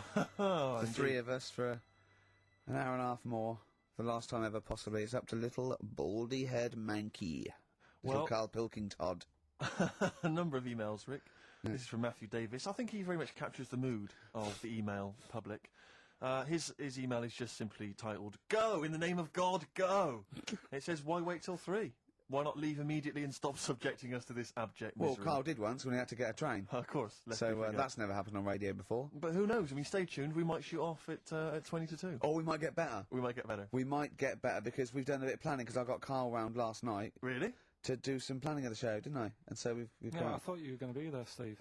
No, I wasn't told about it. Yeah, well, I called him up and said, "Why? What we're doing?" He said, "Well, you can come round and have a chat, maybe get some ideas and that for tomorrow." So I said, "Is Steve there?" Yeah, Steve will be coming. Yeah. So go round. It's close, next to his flat. The pub couldn't be closer. Yeah. All right. Yeah. Unless there was sort of spirits and that in the lift, they couldn't have got closer. Yeah. Right? I turn up. You're not there. No. He's lied. Yeah. Yeah. Right, Well, I so- knew you wouldn't come out if it was just like you thought I was going to muck around. I had to pretend it was work to Right. get you out. So you weren't there, Steve. No. Anyway, so he says, "Oh, come in the flat. Got an interesting book that you'll like." Okay. So I think, well, that's kind of work. He's trying and that. Yeah. So I go in thinking we're going to get some good ideas and that from this book. Couldn't find the book. He looked for about 40 seconds. Said, "Oh, I don't know where it is." I don't know. Come on, let's come in here. Let's have a wrestle. Right? So I'm sat in the lounge. Right? Sat there just chatting to his girlfriend and that, just chatting. He comes wandering out in his underpants. Yeah. Well, I was comfortable, yeah. I don't know if you were comfortable because he was sort of pulled up But yeah. right between the crack. Right. Looked like, okay, probably like a gay sumo wrestler. Yeah. And I did a little dance for you, didn't I? Because there was MTV on and I was doing a little dance. Dancing to Elton John's new one. Yeah. And what did you say? What did you say when I was doing a little dance for you and my pants pulled up? Like, right? Do you remember what you said? You went, I poured him a drink, he's in my home, I'm entertaining him, he goes, "Are you sure you're not a bender?" Is that any way to treat a host? I think it was the right time to ask. But we did do some work, didn't we? Because you got confused and he said, oh God, it's a child or a cat when it's confused. He went, "Steve reckons in ancient Greece, right, it was better to shag a bloke than a woman." And I went, "Well, yeah. I mean, that's about the male being sort of a first-class citizen. Much better, wasn't it? An aspiration the to point sleep with was, a beautiful Carl, that- man than a beautiful woman." Women were lower-class citizens, Yeah. so therefore men were seen as higher class. So to have sexual relations with a man there was no shame in that. No. In fact, it was looked upon. And I as a said, good thing. "Well, it's, ancient Rome." I said, even Nero, he'd sit in his big jacuzzi and he used to get, pretty boy men to just go into the water and just nibble at his testicles while he was having a wash. He didn't do that. He did. No. Yeah. And he's not a gay fella. No, well, no. I mean, I don't know about Nero, but I mean, it wasn't a case of a big delineation between what was heterosexual and what was gay. It was just, whatever you. So what did this fella do then? This one who's having his... Well, having he his was little pretty much top boy, Nero, for a Yeah. while, He was in charge. and and you did what you're told. If Caesar or But why were people going round there? Why didn't they go, "Oh, no, they weren't dropping in. It wasn't like the doors opening. I was going to see what Nero's doing. It's not like when I pop in here to No, see you. normally what would happen is you'd say, come back to my place, I got a book for you. Yeah. You pop in, But he'd come out in his pants, You'd have Elton probably, John would be on. You'd have probably been like a delivery boy or a stable boy or something, you know, and you'd have popped round there and you'd have gone, there right, Nero, there's the tablets of stone you wanted. And you go, Pilkington, why are you out here? Pop under, I don't know why he's French. What is that? I don't know why he's French. Just pop under the water and nibble at my testicles and you'd have done it. Because he was Nero. I wouldn't. You would have. Well, There's no way I would have done. Yeah, well, you would What have. have I done? I've dropped a pizza off. Yeah, Why- you why pop am I round to there? Nero's place with a pizza. Right. Right, I'd say I've done my job. Right? Yeah. That's not the sort of tip I wanted. No, he'd have said, get the little baldy chap to nibble at my testicles, and you'd have been under the water. I wouldn't and- have done it. No, Well, I you don't have put my head done on it. the you wall. have Near done it. it, right. No, I wouldn't have done Well, it. So. can I just say this, Steve? Not only would you be nibbling his testicles, you'd have been going mad. You'd have been noshing him just for extra. You'd have been doing everything he wanted. You'd have been going. He'd have gone, I didn't ask you to do that. You'd have been going mental. They'd have been chewing, slurping, smacking, poking. You'd have gnawed his packet off. You think you're eating Walker's crisps?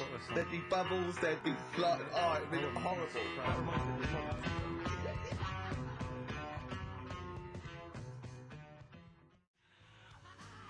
The Beatles from the soundtrack to The Yellow Submarine, actually, and that's Hey Bulldog.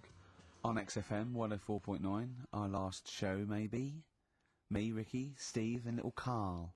All right, Carl? But that book, that wasn't a fake. It wasn't like just a ruse to get you back to show you me and dancing in my pants to Elton John. It's that. What was your girlfriend doing during that, incidentally? I think she was just getting on with sort of like packing up sort of boxes because we were moving. She was, moving, sure. I don't think. Well, she's seen it all before. Yeah. And the book was. Do you remember that book that I showed you? That it was Man's Body, an Owner's Manual, and it's just like Yes. loads of stats. And there's one in there. Yeah, it's kind of like a Guinness Book of Records of men. Yeah. There's one section there. That was. Sorry, hang on. It's not like Guinness Book of Records of men. That just sounds a little bit like you and I were sat around your house looking at a big book, pictures of men. The big man book. The big man He book, is a yeah. big man, isn't he? Yeah. He should be on the front cover. Yeah, it was a book more about the kind of physical body and Exactly, about yeah, statistics biology and and social and, you know, sex and all that sort of stuff. And But we didn't which look is, at the sex which is chapter. where we got the knob news for today from, right? This is true, right? I read that the... Oh, you'll have someone's eye out! Knob news! Nearly forgot the jingle. Yeah.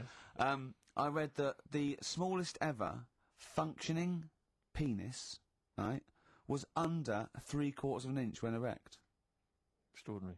That is bad luck, isn't it? And Yeah. it's a micro penis, so it's perfectly scaled down. Just a little look at Carl's face.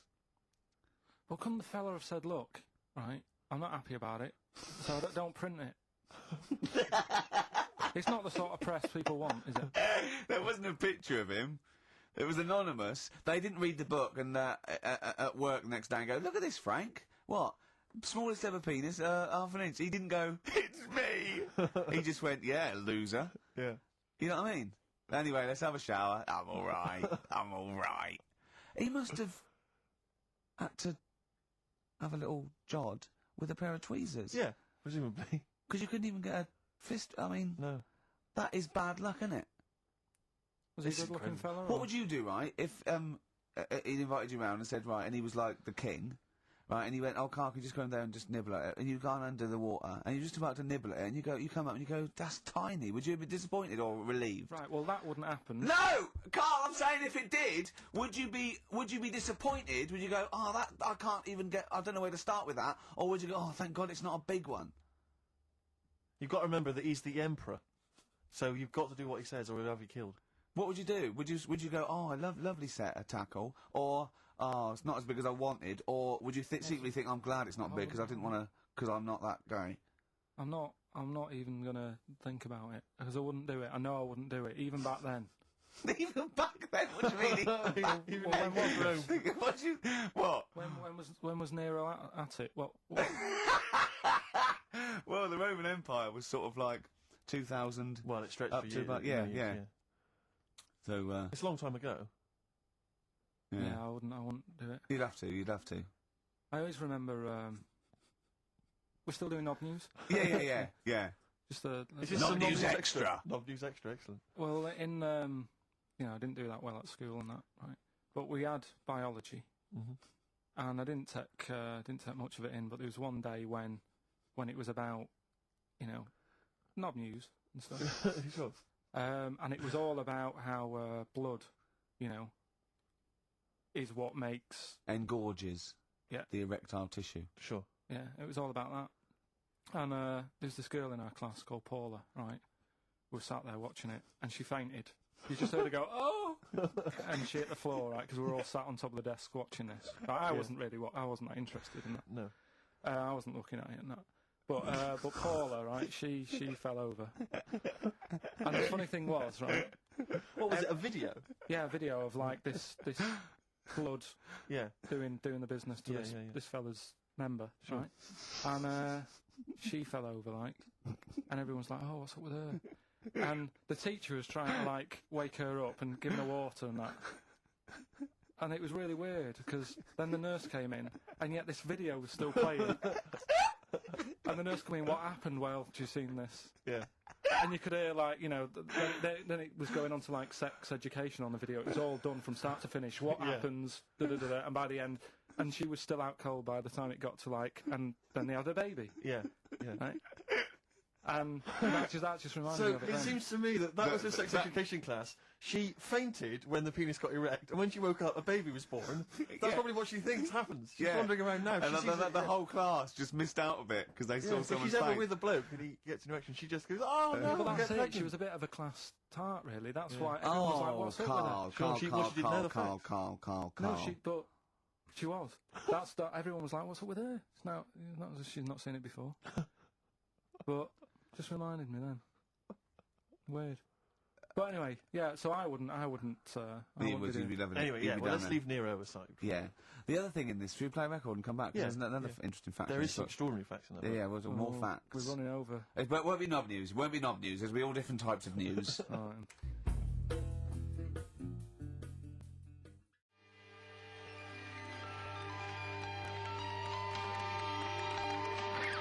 Libertines, don't look back into the sun. On XFM 104.9. I'm Ricky Gervais, with me Steve Merchant and Carl Pilkington, for possibly the last time ever. I was coming in today, Steve, and I was walking just past Shaftesbury Avenue, at the beginning of Shaftesbury Avenue, and it's sort of a little bit of a tramp's corner going on there. And there was a couple of tramps, proper tramps, already had a few, and about sort of like 40 maybe, right, or that. They could be 30, they could have a hard life, they probably have. But he was going, Johnny's coming down, but Les isn't going to make it. And I think they're just planning their social a meeting there. I just think that that's nice. They've got, you know, they don't just drink by themselves. Yeah. They go, "What are we doing tonight? I thought we'd get drunk and sleep in the doorway." We did that last night. But I just like the idea that they're planning it. And they've got mates and they do stuff and they go, "All right, how's it going?" "Well, you know how it's going. Yeah. I'm sitting next to you in a pile of piss. You know how it's doing." Do you think, I was also thinking, do you think they ever wake up, like, before they've had anything, like 9 o'clock, and go, "Oh, I was pissed last night." Yeah. Oh. You were talking absolute rubbish. What was I doing? You were just going, "Hey, boys, if..." You were just shouting at cars walking in the street. You were joking. Was I really embarrassing? Yeah. Well, you were pretty drunk. I'll tell you this, I am never going to do that again. Oh, but at least I didn't make a pass at Dirty Agnes. Oh, God, what did I do? You were just going, "Yeah, please, yeah." Just love the idea they have normal little conversations and that. I go, I imagine one of them going, "I'm not coming out tonight, I've got no money." Nor have we yet. I'm just going to go and dance. Just go and dance outside McDonald's. Seriously, I only made 18p today. You know, because I've always had a soft spot for the homeless. But do you remember that time I was walking over to yours once? And, see, there's the homeless people, there's those ones that they try to retain a certain dignity. They won't just come up and ask you for money. They'll come up and maybe try and start a conversation before introducing the fact. The fact that what you despise and annoys you is the thing they're trying to hold on to is a little bit of pride. I know. And what do you want them to do? Well, just be crushed in a skip, going, just give me some money, look at me. I just think, come out and say it. You know, come out and say it, but don't try and fool me, because sometimes I feel like I've been tricked. I get annoyed because I feel like I didn't see you coming. You came out of left field, you know, I didn't know you were a tramp. I imagine the fact that they're bare-chested, apart from a blanket with their hand out, covered in sores, and no teeth is a clue that Not they're this probably one, Rick. not really. This was one of those ones, you sometimes see them, the ones they're slightly older, and they've got a full suit on. They wear a complete suit, like a pinstripe suit or something, with maybe trainers, admittedly. Yeah. And I sometimes think to myself, you know, at what point in that moment before they finally left the house for the last time did they think, well, I'm going to be homeless. I want to look good if I'm going to be But it homeless. I'm happens- sleeping rough. But it does happen a pinstripe quickly. Suit. It sort of it can Yeah. happen in a matter of days or weeks. Anyway, listen, I'm not begrudging the fact that he asked for money. That's fine. I just felt a little bit annoyed because I thought he was an ordinary person. Right. And he came up to me and he said Nice to me, distinction. Go on. and he said to me, excuse me, mate, have you got the time? And I said, whatever, 3:10. And he went, have you got any money? And I knew then, I was annoyed. And it annoyed me because I thought, I should have known straight away. I mean, a homeless person, I sensed it straight away. Yeah. Excuse me, if you got the time. I wanted to say to him, where have you got to be? Well, yeah. What appointments have you got? Well, no. Maybe he goes to work. He starts begging at 3 o'clock. Yeah. He asked all that day. He goes, "What time?" They go 4:45. Or whatever. You know what I mean? Then he goes, "Oh, give us some money." It's 3 o'clock. Right. Maybe he has the mornings off. It might have been his day off. He was doing half day or shift work. Yeah. He might. You know what I mean? You never know what shift But I they're just on. think, Rick, when you see those people from shelter or from famine relief in the street, they've got to wear those little things over their clothes that Yeah. say where they're from, or Yeah. at least some kind of name tag. Yeah. So when you're stopped by them, you know what to expect. They've got a clipboard. I know. These homeless people who come out of there, they look like regular people. They come lurching out like zombies. You go, oh, you think that's an attractive woman? She's just come over. Oh no, look, she's got a dog on a piece of string. I know. Yeah. I just think they've got to come out with it. Just be Yeah. honest. Be proud. Those people with their things sometimes annoy me. Is where they stand right in the middle of the pavement. I have to zigzag. I have to cross the road 4 times to get through them. It's like playing Getaway on video, avoiding all these up and down Oxford Street. You have to really. And they come out. Worse when they recognise me. That's why I've got about 8 standing orders now where I've been caught. But and I I'm leave worried. the house and it's just like people are trying to take my money from me. Between my house and the tube, there's just swarms of people trying to take my money from me at any cost. Carl's got his first little direct debit, haven't you? £5 a week or something, quite for a month. Yeah, I've joined something to help Africa out. I quizzed her for a bit. I mean, she came over and she was saying... He was talking to her for about 40 minutes. Yeah. Just Yeah, making it sure was, your yeah. money was going to the right place. Yeah, I was saying, why have I got to give you my bank details? This is the thing. And I was saying to her, I'm sure you'd make more money, right, if you just had a little thing that you put money in. I said, I want to help you out, right, but it's the fact I've got to give you bank details. And she's saying, no, this is the way we guarantee we make money. We can help places out because we could be out all day and we could only earn like 50p, whereas, we know that it's worth us standing around. Yeah. So I was like, well, fair enough. I said, so what's my money going to be doing then? And I think it's called Care of the World or something. Yeah. And she's saying we're giving them money to buy hammers, and we're not just going to give them money to blow in and stuff. They've got to like work and They don't give them money. Well, What whatever. did you think of these people just like and these drought planes? Like It's a gift voucher for B&Q. So they have to buy a hammer. No, That's but amazing. they go with the buckets and go, alright, and they throw it up and they go, bundle! Yeah. she was making out anyway, right? That she was nice enough. She was selling it to me. She said, we give them the tools, and they feel good because they're building up their own place and everything. And so fair enough, right? And now I've done that for 2 months. They've had a tenner off me already. I'm checking it, making sure they're not ripping me off and that. Yeah. If I ever go to Africa and I need a hammer, and there isn't one, Yeah. I'll be livid. You'd be livid. Because, it is a lot of money. Sure. Sure. Every month, a £5. Yeah. And, you're talking about people hassling you and that in the street. I actually moved flat. The last flat I lived in, I moved from there because of the hassle. That Really? it was a high street, and you couldn't, like you were saying, you'd nip out for a loaf and spend about 40 quid. Yeah. just on people saying, give us the money I for know. this. Samaritans, tramps, heart attacks, old people, whatever. It's like... Yeah. So it ended up pushing me off that street. It was No, like, I indeed. can't handle this. It's getting crazy out there. They may as well have little stalls. Yeah. Hey, but listen, let's make the world a better place with a little bit of music. Oh, thanks Bit of very much. Bauhaus. Give generously, people. Come Yeah. on.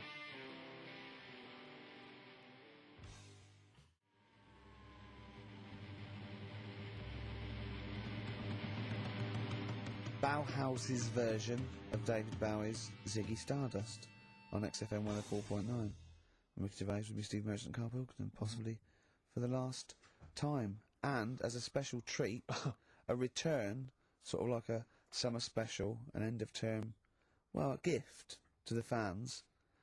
Carl is bringing back Rockbusters. Oh. No. Do you want to explain it?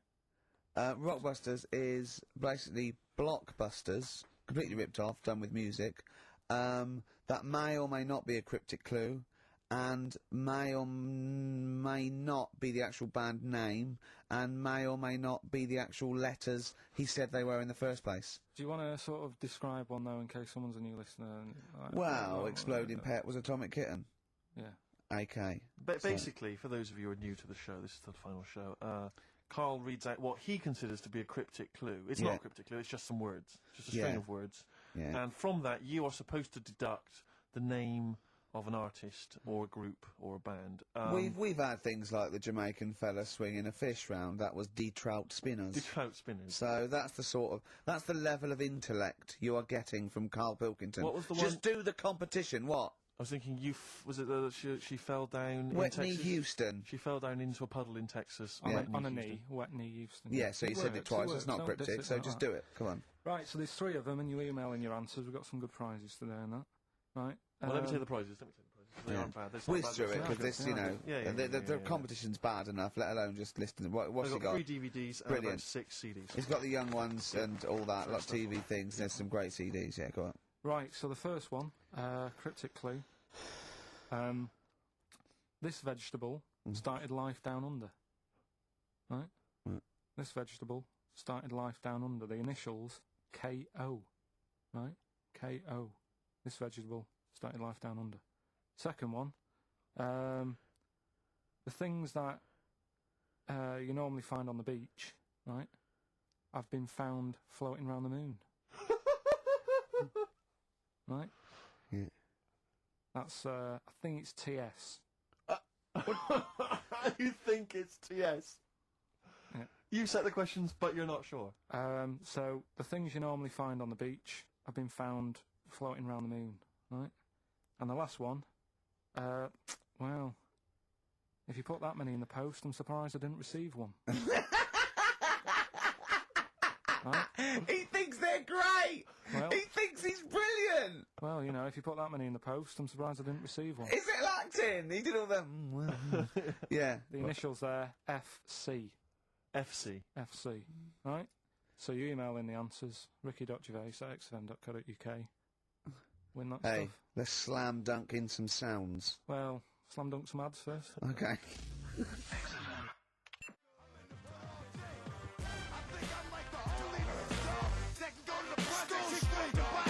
That will be the next single from DMX. That's called Where the Hood At on XFM 104.9. It bloody better be.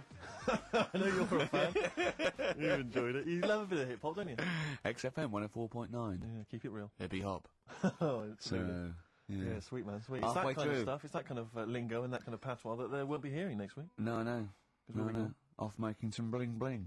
Alright? So, that's the sort of. High five, mate. Yeah. Sweet. It's weird, all that talk and that, isn't it? I don't know what that means, Brilliant. Carl. Excellent. What do you mean? No, just all that bling bling and all that, because I didn't understand it, right? So I did a bit of research. Brilliant. That's what you should do if you don't understand something. Look Yeah, it up. I mean, That's always what- scope that's it what out. I if did. you I don't always do that. understand. I always Yeah. do that, though. You know I do that. No, I'm Right. giving you props for even doing it. Yeah, so. massive respect and big you up. Yeah, go on. But it's all slang. Right? Oh, Is it really? Is it really? So not it's not in the... really? That's odd. No, I don't remember it being in Romeo and Juliet, but then... So Yeah. you didn't speak like that when you went to Oxbridge? What? Never mind. But no, I did a bit of research into it, right? Go on. And one of the things that they use is I was out last night, did a 187. That's a murder. Yeah. But why use slang, right? Because apparently 187 is police slang. Yeah. Well, if you're Well, it's gonna, not slang, it's a code. well, don't use what the police know you're talking about. Yeah, I don't think they do it with police around. Do they not? Probably not. Carry on then. Yeah. Carry on. Yeah. I always remember the Cockney rhyming slang supposedly originated because, you know, East End villains or whatever would make up their own slang so that if they're overheard Yeah. in conversation, then they won't know what they're talking about.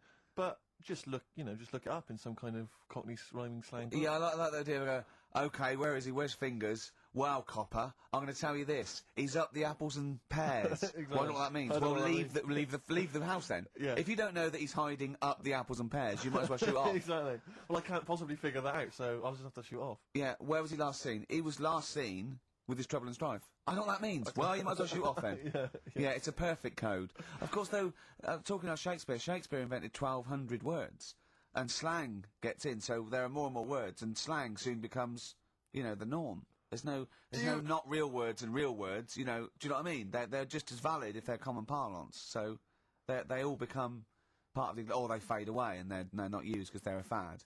Yeah, like waz up. Yeah.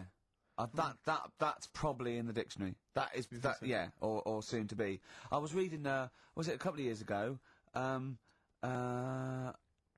You're Gonna Like This Not a Lot. Right. Got into the, it's a popular thing's got in there. Imagine that. Yeah.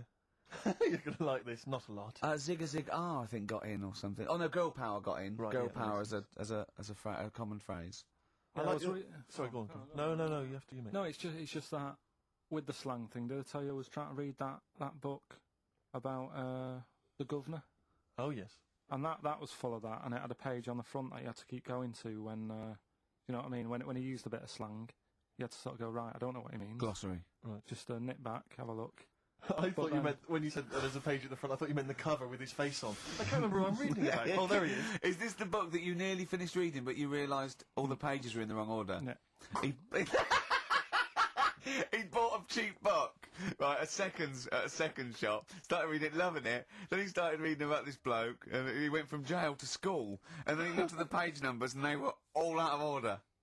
How annoying is that? I mean, never read books, do you? I never read one, right? And Suzanne, it was a weekend when we were going to Hastings because you two had done me head in, right? She said, I'm going to take you away so you relax and what have you. So, ended up not relaxing because it was like putting a jigsaw together. I'd started reading it on the train, thinking, loving this. It's a really interesting story about this fella who, you know, didn't have a great life as a kid, starts getting into a bit of crime, what have you, turns out to be the governor. But it wasn't as easy as that because, like you say, it was, started off at school, then he was in prison, and he was like, oh God, he started young. And then, next thing, he's like married, and he's like, hang on, he's like 12. And then he's had a heart attack. And then, like, but I just thought it was part of the thing, because I read chapter 1, and then it did say chapter 12, but I thought, right, it's like that sort of done in that stylish way that everyone's doing. What kind of a biography Starts messing with the medium? I was born in the East End. Take one onion, add some, this is But it's the idea that an East End villain's going to write his autobiography, but think, I'm just going to play with the form a bit. I'm going to get quite postmodern with this. No, but... You know He's what I mean? barely able to write, probably. Yeah, Oh, well, they you did it can say that about him, Steve. I wouldn't. I think he's an educated man. Go on, next, Carl. But, yeah, just because it was like 2 for a tenner, that shouldn't be like... Oh well, you know, you got a good offer. So No, that's rare. I'm yeah. sure the bloke selling it did not know that the pages were out of order. Let's face it, Carl. You read it and didn't realise. Yeah. So you I can't love really the fact blame that him. you got almost half the way through before you realised. I know. Yeah. But anyway, you know. Still, that teacher, and that's put you off books for life, hasn't it? Well, I don't like getting into books now. I just read snippets of information. Play record. Play record. No, I was just going to tell you about a bit of information that I was reading. Okay. And I can't. Will we play a No, record I've got first? time for a bit of drivel before we play next tune. Well, I'd rather hear a tune and come back for drivel, because I think people are tuning in for drivel, so let's tease them. Okay. Let's have a record, then some absolute shite from Carl Pilkington. Excellent. Look forward to that.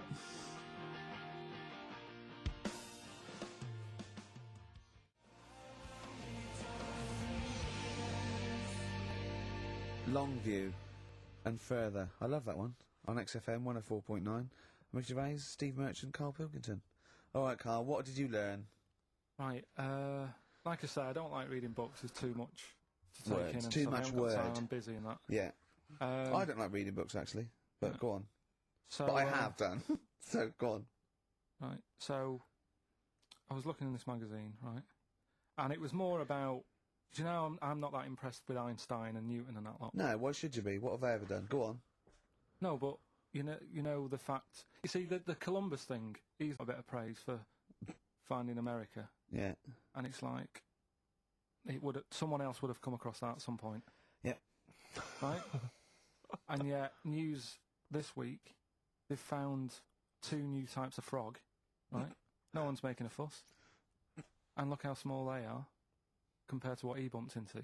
And that's what I'm saying. People make a big deal out of all these people who are finding stuff, right? Yeah. So the next person... I mean, my head's buzzing, but I can't be bothered. I actually can't be bothered. Don't think this reaction's a good reaction. I don't know where to start with this drivel, but carry on. Right. So anyway, the next fella who... Next fella? See, I don't know. You talk in riddles.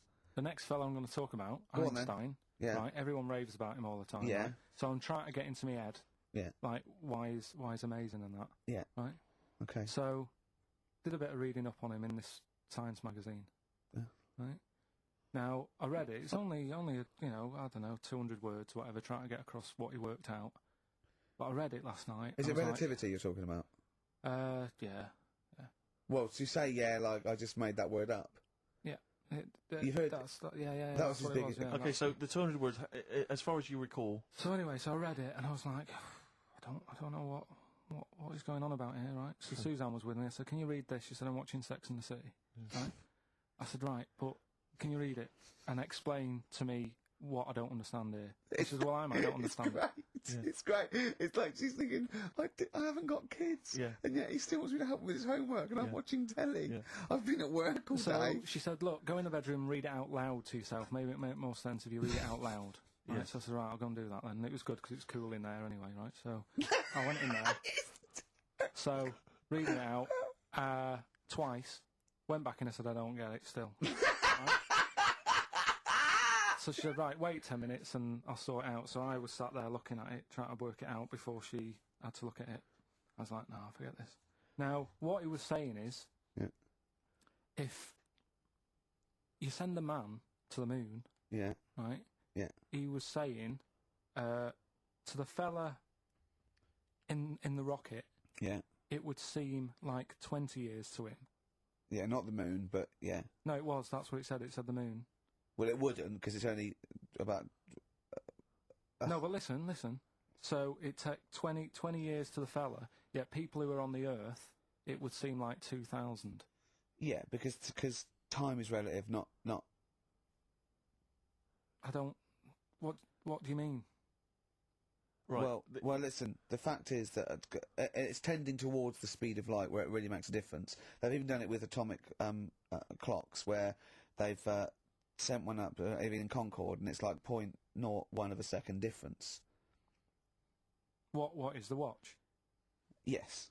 Yeah, because greater speeds. But why does speed affect how a watch works? Right, I don't think this is a conversation... Because, look, speed is... Sorry, see what I mean, though? Just See stop what I mean, for a moment. Steve? Right. See what I've done? I don't think this is a conversation to be had on a Saturday afternoon on a radio show. But I'm just saying, though. It's not me, is it? It is you. You went quiet, Steve. No, because... You're having problems Because I'm not going to be able to explain it to you. I will explain in to a you light, frothy way. It's speed equals... basically, velocity equals distance over time. When velocity doesn't change, and nor does distance, time has to. That's his theory. Yeah? Well, we just got What's your point, then, again? Carl? What's your point? I'm just saying... Because you don't understand it's worthless. I was trying to explain to Newton... that basically formulated, the laws of the universe, the 3 laws of the universe. Even playing snooker, I'm trying to drop something. I was going, well, equal and opposite reaction and all these sort of stuff, right? And he was going, what did he do apart from the apple on his head with the gravity? And I went, well, what do you mean? And he went, well, why was it a problem? If we had been floating round, I'd have called him in. But since we're not, we don't need him. Yeah. That's what he said. Play a record. You're a buffoon. So there's these 2 new kinds of frogs, you say? You're joking. What? And a monkey had a hat. The monkey had a bicycle.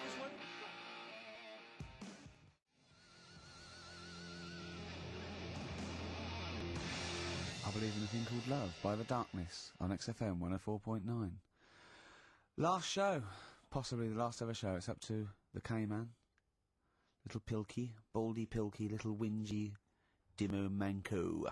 As he's called his Latin name. Dimmus Mancoid. Alright, Carl? Alright? You're going to miss this, aren't you? Nope. Good show, though? Enjoying the last show? Yeah, it's alright, and, I hope it gets better because, Telegraph are listening today. The Telegraph, the paper? Yeah. Why, are they? Why did you say that? Just, Jenny, the PR woman, said to me yesterday, she said, just, do some good topics and that, so you don't have to worry there. What they phoned up to say, hello, it's Telegraph here, we'll be listening tomorrow. I don't know. I don't know what they're doing. Are they doing a review of it or something? I don't know. Why would they do that? There's no reason to. I'm a bit... why didn't you mention this earlier? So Telegraph have said, why would they call up to say we'll be listening? It's a free country. Because they said they'll be listening, but also, can you make sure you record it? Because if we can't listen to it because of the pirate stations that are on at the weekend, because it affects our signal and stuff. Whoever's listening must listen and know there's a problem with pirates, and they said, can you... Well, they're probably just doing a feature about radio shows or something then. They're going to tear us to shreds. They're going to... I mean, listen to... seriously, the drivel we've talked today. I mean, what are they going to make of it? That's a broadsheet newspaper. I think I know what Monday's headline's going to be. I don't think it's going to be like, they're going to forget about the power cuts. It's not going to be about, the inquiry or terrorism or anything. It's going to be, no more to knob news. Yeah. It's going to... They're going to love that. I mean, I have a little bit of self-respect. And if I'd known a quality newspaper was going to be listening, I wouldn't have turned up today. Because, I mean, I'm an award winner, and I'm a respected television writer. And I've, won awards, sort of classy. Don't worry, though. And don't worry. What have we talked about? Knobs. We've had the worst quiz on radio. Wow. We've had you trying to explain relativity. You didn't even understand what that word meant. I don't think you recognise the word. You read that article. You read that article 4 times, twice out loud, where you could hear Sex and the City music. Right, and yet that word might have been like a coincidence. You hadn't heard it before, so I don't know. Do you look between the lines? Do you actually look at the words? No, there's too many words, though. The Telegraph are going to love that. Because there's loads of words. The Telegraph have got loads of words. I mean, there's covered with it, words. Which way up do you hold the magazine when you read it? No, but there is too many words. I mean, the pictures of people, are they upside down? There's too many words. There is too many words in the world. Do you know what this one means, right? Go on. Is one I learnt the other day. I think it's Antediluvian. No, what does that mean? Old. Sorry, how do you spell it? Don't know. Of course you don't. Antediluvian. No, I've never heard that word. It means old. But the annoying thing is, it takes longer to say, and it's the fact that if you. But where do you hear that word and in what context? And someone told me about it. I was talking to someone about long words and that because you mentioned something when we were out drinking, and I said to you, "Why did you say that then? What word does that mean?"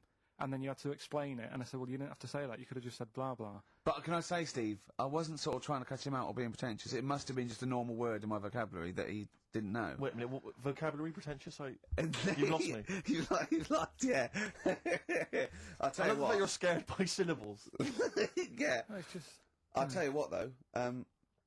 I was going to do a feature about this. It's funny you should say it. I was going to do a feature. My next feature I'd written down is how good the Telegraph is, the newspaper. Yeah. It's bloody brilliant. I love it. Because it's informative, it's impartial, it's research good. I think it's a lovely layout. The photography is brilliant. Oh. Do you know what? I like the bloody font. I love the bloody font. And do you mind something else? I mean, you say it's sort of, I mean, if there's any bias at all, well, no, there isn't because it's apolitical. But I bloody love the Tory party. Let's not go into it. But I mean, I just like to tell you, I just like the journalism and the way the size of the paper.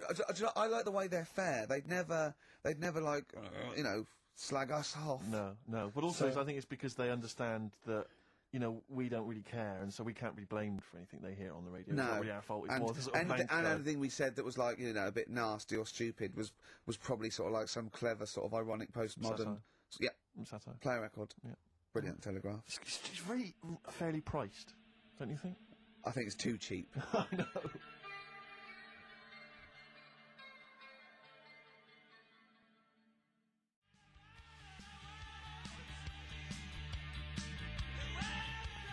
The cult there, She Sells Sanctuary. On XFM 104.9, I'm Ricky Gervais with me, Stephen Merchant. Hello. And Carl Pilkington. Now, if the Telegraph are listening, and they're whoever it is, they're writing their article, and they're coming up with sort of words like cheap, smutty, lowbrow. Mm-hmm. Yeah. In our defence, could I just say that we're pandering to our listenership? Yes. I mean, this station. I mean, without exception, the people who work here, the executives, the DJs, are alcoholics, drug users, Yep. sex offenders. Check the register. You know, They're all in and there. we're trying to fit in with that for 2 hours a week. So we really have to sort of really bring it down. Seriously dumbing down. But if you want, We we can should do do our highbrow stuff. we do our normals, like we talk about usually. Tits. When well, No. yeah, Satire. Satire's what you mean. Satire. Political satire. Social and political satire. Yeah. If you listen any other week, that's what you would have heard. Well, me and Steve are sort of like quite, you know, political much animals, up and you know, Proust. oh, I love him. I wish he'd resign as governor of France. Have you read Martin Amos's new novel? I love it. It's so Brilliant. lovely. It's very long. Politics, though. I mean, what do you make of politics, Rick? Sorry, I was just planning on going to the English National Opera tonight to see. To see brilliant. Tartuffe. Yeah. yeah. Well, politics is brilliant. It's my Yes. favourite thing. Say something satirical political. and comical about, say, John Prescott. Oh, he's got. Stop eating pies, Prescott. Oh, I wouldn't like to be him about now. So that's the sort of what do you stuff. make of George W. Bush? He's a bit stupid, isn't he? Well, that's the dangerous thing. He's the most powerful man in the world, and I just think I hope he thinks about stuff he does first. Oh, please. So So that's sort of wise as well as comic. I thought of something about Bush as well. Go on. But it's about his name and a woman's fanny. Oh. So I was going to bring those two I together. think it's fine though. I don't think I think that's still quite highbrow because you've incorporated Bush. Which meaning the That president. means fanny as well. So I think we're pleasing both. We got both camps. Camp. That reminds me of something. I know, yeah. So if you're listening, Telegraph. Daily Telegraph. That is Brilliant. the sort of thing we're You're capable brilliant. Of. That's the sort You're of thing brilliant. we're able to do. Too many words for Carl. But what about some adverts? I'd love to. Buy the Telegraph.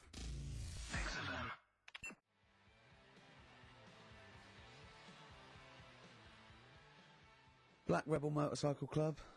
Stop. On XFM 104.9. Well, if the Telegraph are listening, they'll be loving the music. Oh, that's great music. They've been loving Knob News. Coming up, Telegraph, just keep listening because Monkey News is coming up.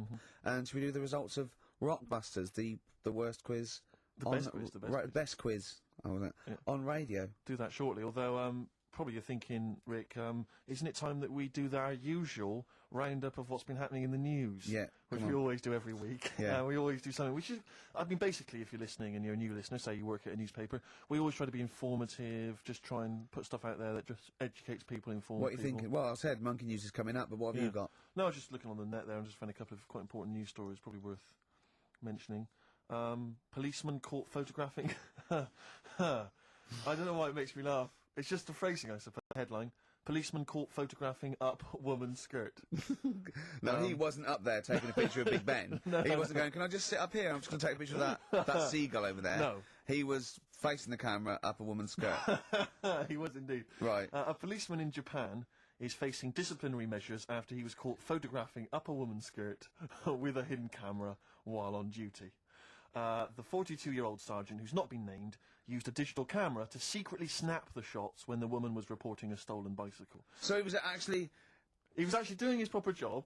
He'd obviously thought to himself, I'll bring him a digital camera today. On the off chance a beautiful woman comes in to report a crime or robbery, I'll have it ready, I'll have it positioned, in such a way. But this is interesting. This is how he got caught. Okay? The woman became suspicious after she saw a flash go off. Brilliant. I mean, this Not so secret at all. Sorry, did I just see your shoe? Your shoe just seemed to just spring into life. There was light. There was light. Yeah, I around your think shoe or I've had something. someone set fire to some magnesium that was on the end of it. It won't happen again. Well, it's only you and I in here, and your shoe was just suddenly lit. And Why it are you was sort of standing like blinding. that? Why is your shoe just sort of like between my feet? There's no reason. This is There's how no I reason. always stand. What did the bike look like? Flash? So, are you taking pictures of my family? No. And no, I'm not. And you should be wearing knickers anyway. Well, how do you know that? What? How did you know I'm not? How did I know what? I'm not wearing any. I didn't know you. I don't know what you've got up there. Well, I don't know what it looks like, and there's no way I could. Of course, it would be roughly that conversation in Japanese. I know, yeah. You know, you just mentioned there about sort of no knickers and that. Is this going to be your Auntie Nora? No. Right. It's just, like the last flat that I lived in, I always had a good view across the road and I could see, it was the hairy... There was the hairy well, Chinese not kid. hairy Chinese kid, he was just a Chinese kid, actually. Yeah. Running Because about. that's rare, isn't it? Hairy Chinese kids, very rare, isn't it? Yeah. There's only one official sighting, isn't there? In one of those shit little magazines that you buy.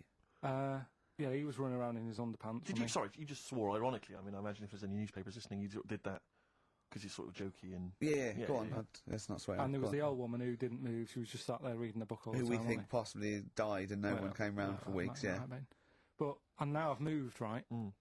And it was quiet for a bit. I always look at what view I'm getting, right? Looks across, and it was just sort of empty, sort of flats ready for people to move in and that, right? Anyway, people are in there now, right? And they've put all the furniture in, but I haven't put any curtains up. Oh. Right. So anyway, I'm sort of washing up, just having a look out the window. Yeah. Right. Girl sort of wandering about, knickers on, right? With no knickers on? You mean No naked? knickers. Well, she had a bra on. Right, okay. But, She's no probably knickers. looking for a knickers. So I thought, oh. And I don't know how long I was looking. No. Right. But anyway, she looks across. Oh, God. I think she spotted me. Yeah. I think, oh, God. I felt really bad. Yeah. I said to Suzanne... Sorry, is this some sort of Peeping Tom confession while the Telegraph are listening? I've no idea. Well, it's not... That's the thing, though. Peepington. If I was peeping, she was peeping as well, because she was looking over. Works both ways, doesn't it? Yeah, but yeah, all she could see of you was your bald head. Yeah. No, but And your this hands is it. moving as you were washing up. And some white-looking substance frothing up. Particularly stubborn stain on this glass. Yeah. Oh, God. Imagine that. Imagine if she looked across. I'm assuming your sink is lower than the window. But didn't she just, like,